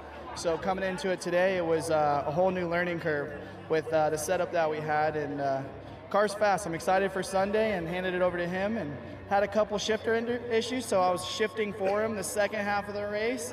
So, yeah, we were a duo. And Jared, you got to do a lot of battling once you got into that thing. How much fun was it? Yeah, for sure. Thank you to Blake Wilkie for letting me drive this thing. But dude, this dude was an animal behind the wheel and really got us into the position where I could get in it. And man, these things are actually a lot harder than they look.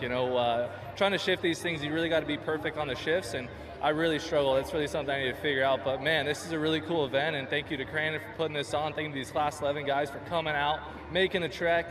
And man, dude, P3, perfect. Blake, any sponsors on this car you'd like to thank? Gravel Kings put up the money to get us out here, so big shout out to Gravel Kings. Ryan Rodriguez, who rolled in first corner, He actually transported 12 of these Class 11s here. So I got to give him mad props to him and his dad, Chip, for making the haul to get our cars out here and make it easy for us. I hope Ryan and Keegan are okay. That was pretty heavy. Yeah, and then everyone right out front of us, Rigid, showed up and had our lights on in the night. So everyone else right here, blast on my chest. You guys are with me till we die. Congratulations, Blake Wilkie and Jared Brooks, third place in the Class 11s. Second place, the team of Cisco Bio and Tanner Faust. Cisco, you had that thing on rails in the first half running up front. It looked like a lot of fun. Oh yeah, lots of fun. This is our second year coming back, and I just really want to thank everyone that's put this together with Marty and Ryan for allowing us to come back. And Tanner, you got in that thing. You've driven a lot of race cars in your life, but how about a Volkswagen Beetle at Crandon? I mean, I never thought I'd do that. I'm wearing a Volkswagen logo on my suit, you know, so I thought I could represent. There's Cisco, brings it in the lead, and I lose it on the last lap. I feel terrible for him, but holy crap, that was fun. We could actually, the cars are quiet enough. You can hear the crowd going crazy. Last lap pass, I mean, it was a great show, but tons of fun. And you're just reaming second gear in those things the whole way. Flat over every jump, just hanging on. It's like you move the steering wheel, but nothing really happens. There's just like so much play and everything compared to like the truck. So great experience. Thank you so much, Cisco, for letting me lose for you. But yeah, good times. Cisco, any sponsors on that car you'd like to thank? Yeah, I just want to thank Fox, Rugged Radios, Jimenez Racing Engines, Palapa Boy Racing, Yantera Guerrero also, Prep, and Tanner brought her along Yokohama, and the tires worked great. Congratulations, Cisco Bio and Tanner Faust bringing it in second place. Our winners, the team of Greg Shapiro and Brock Hager.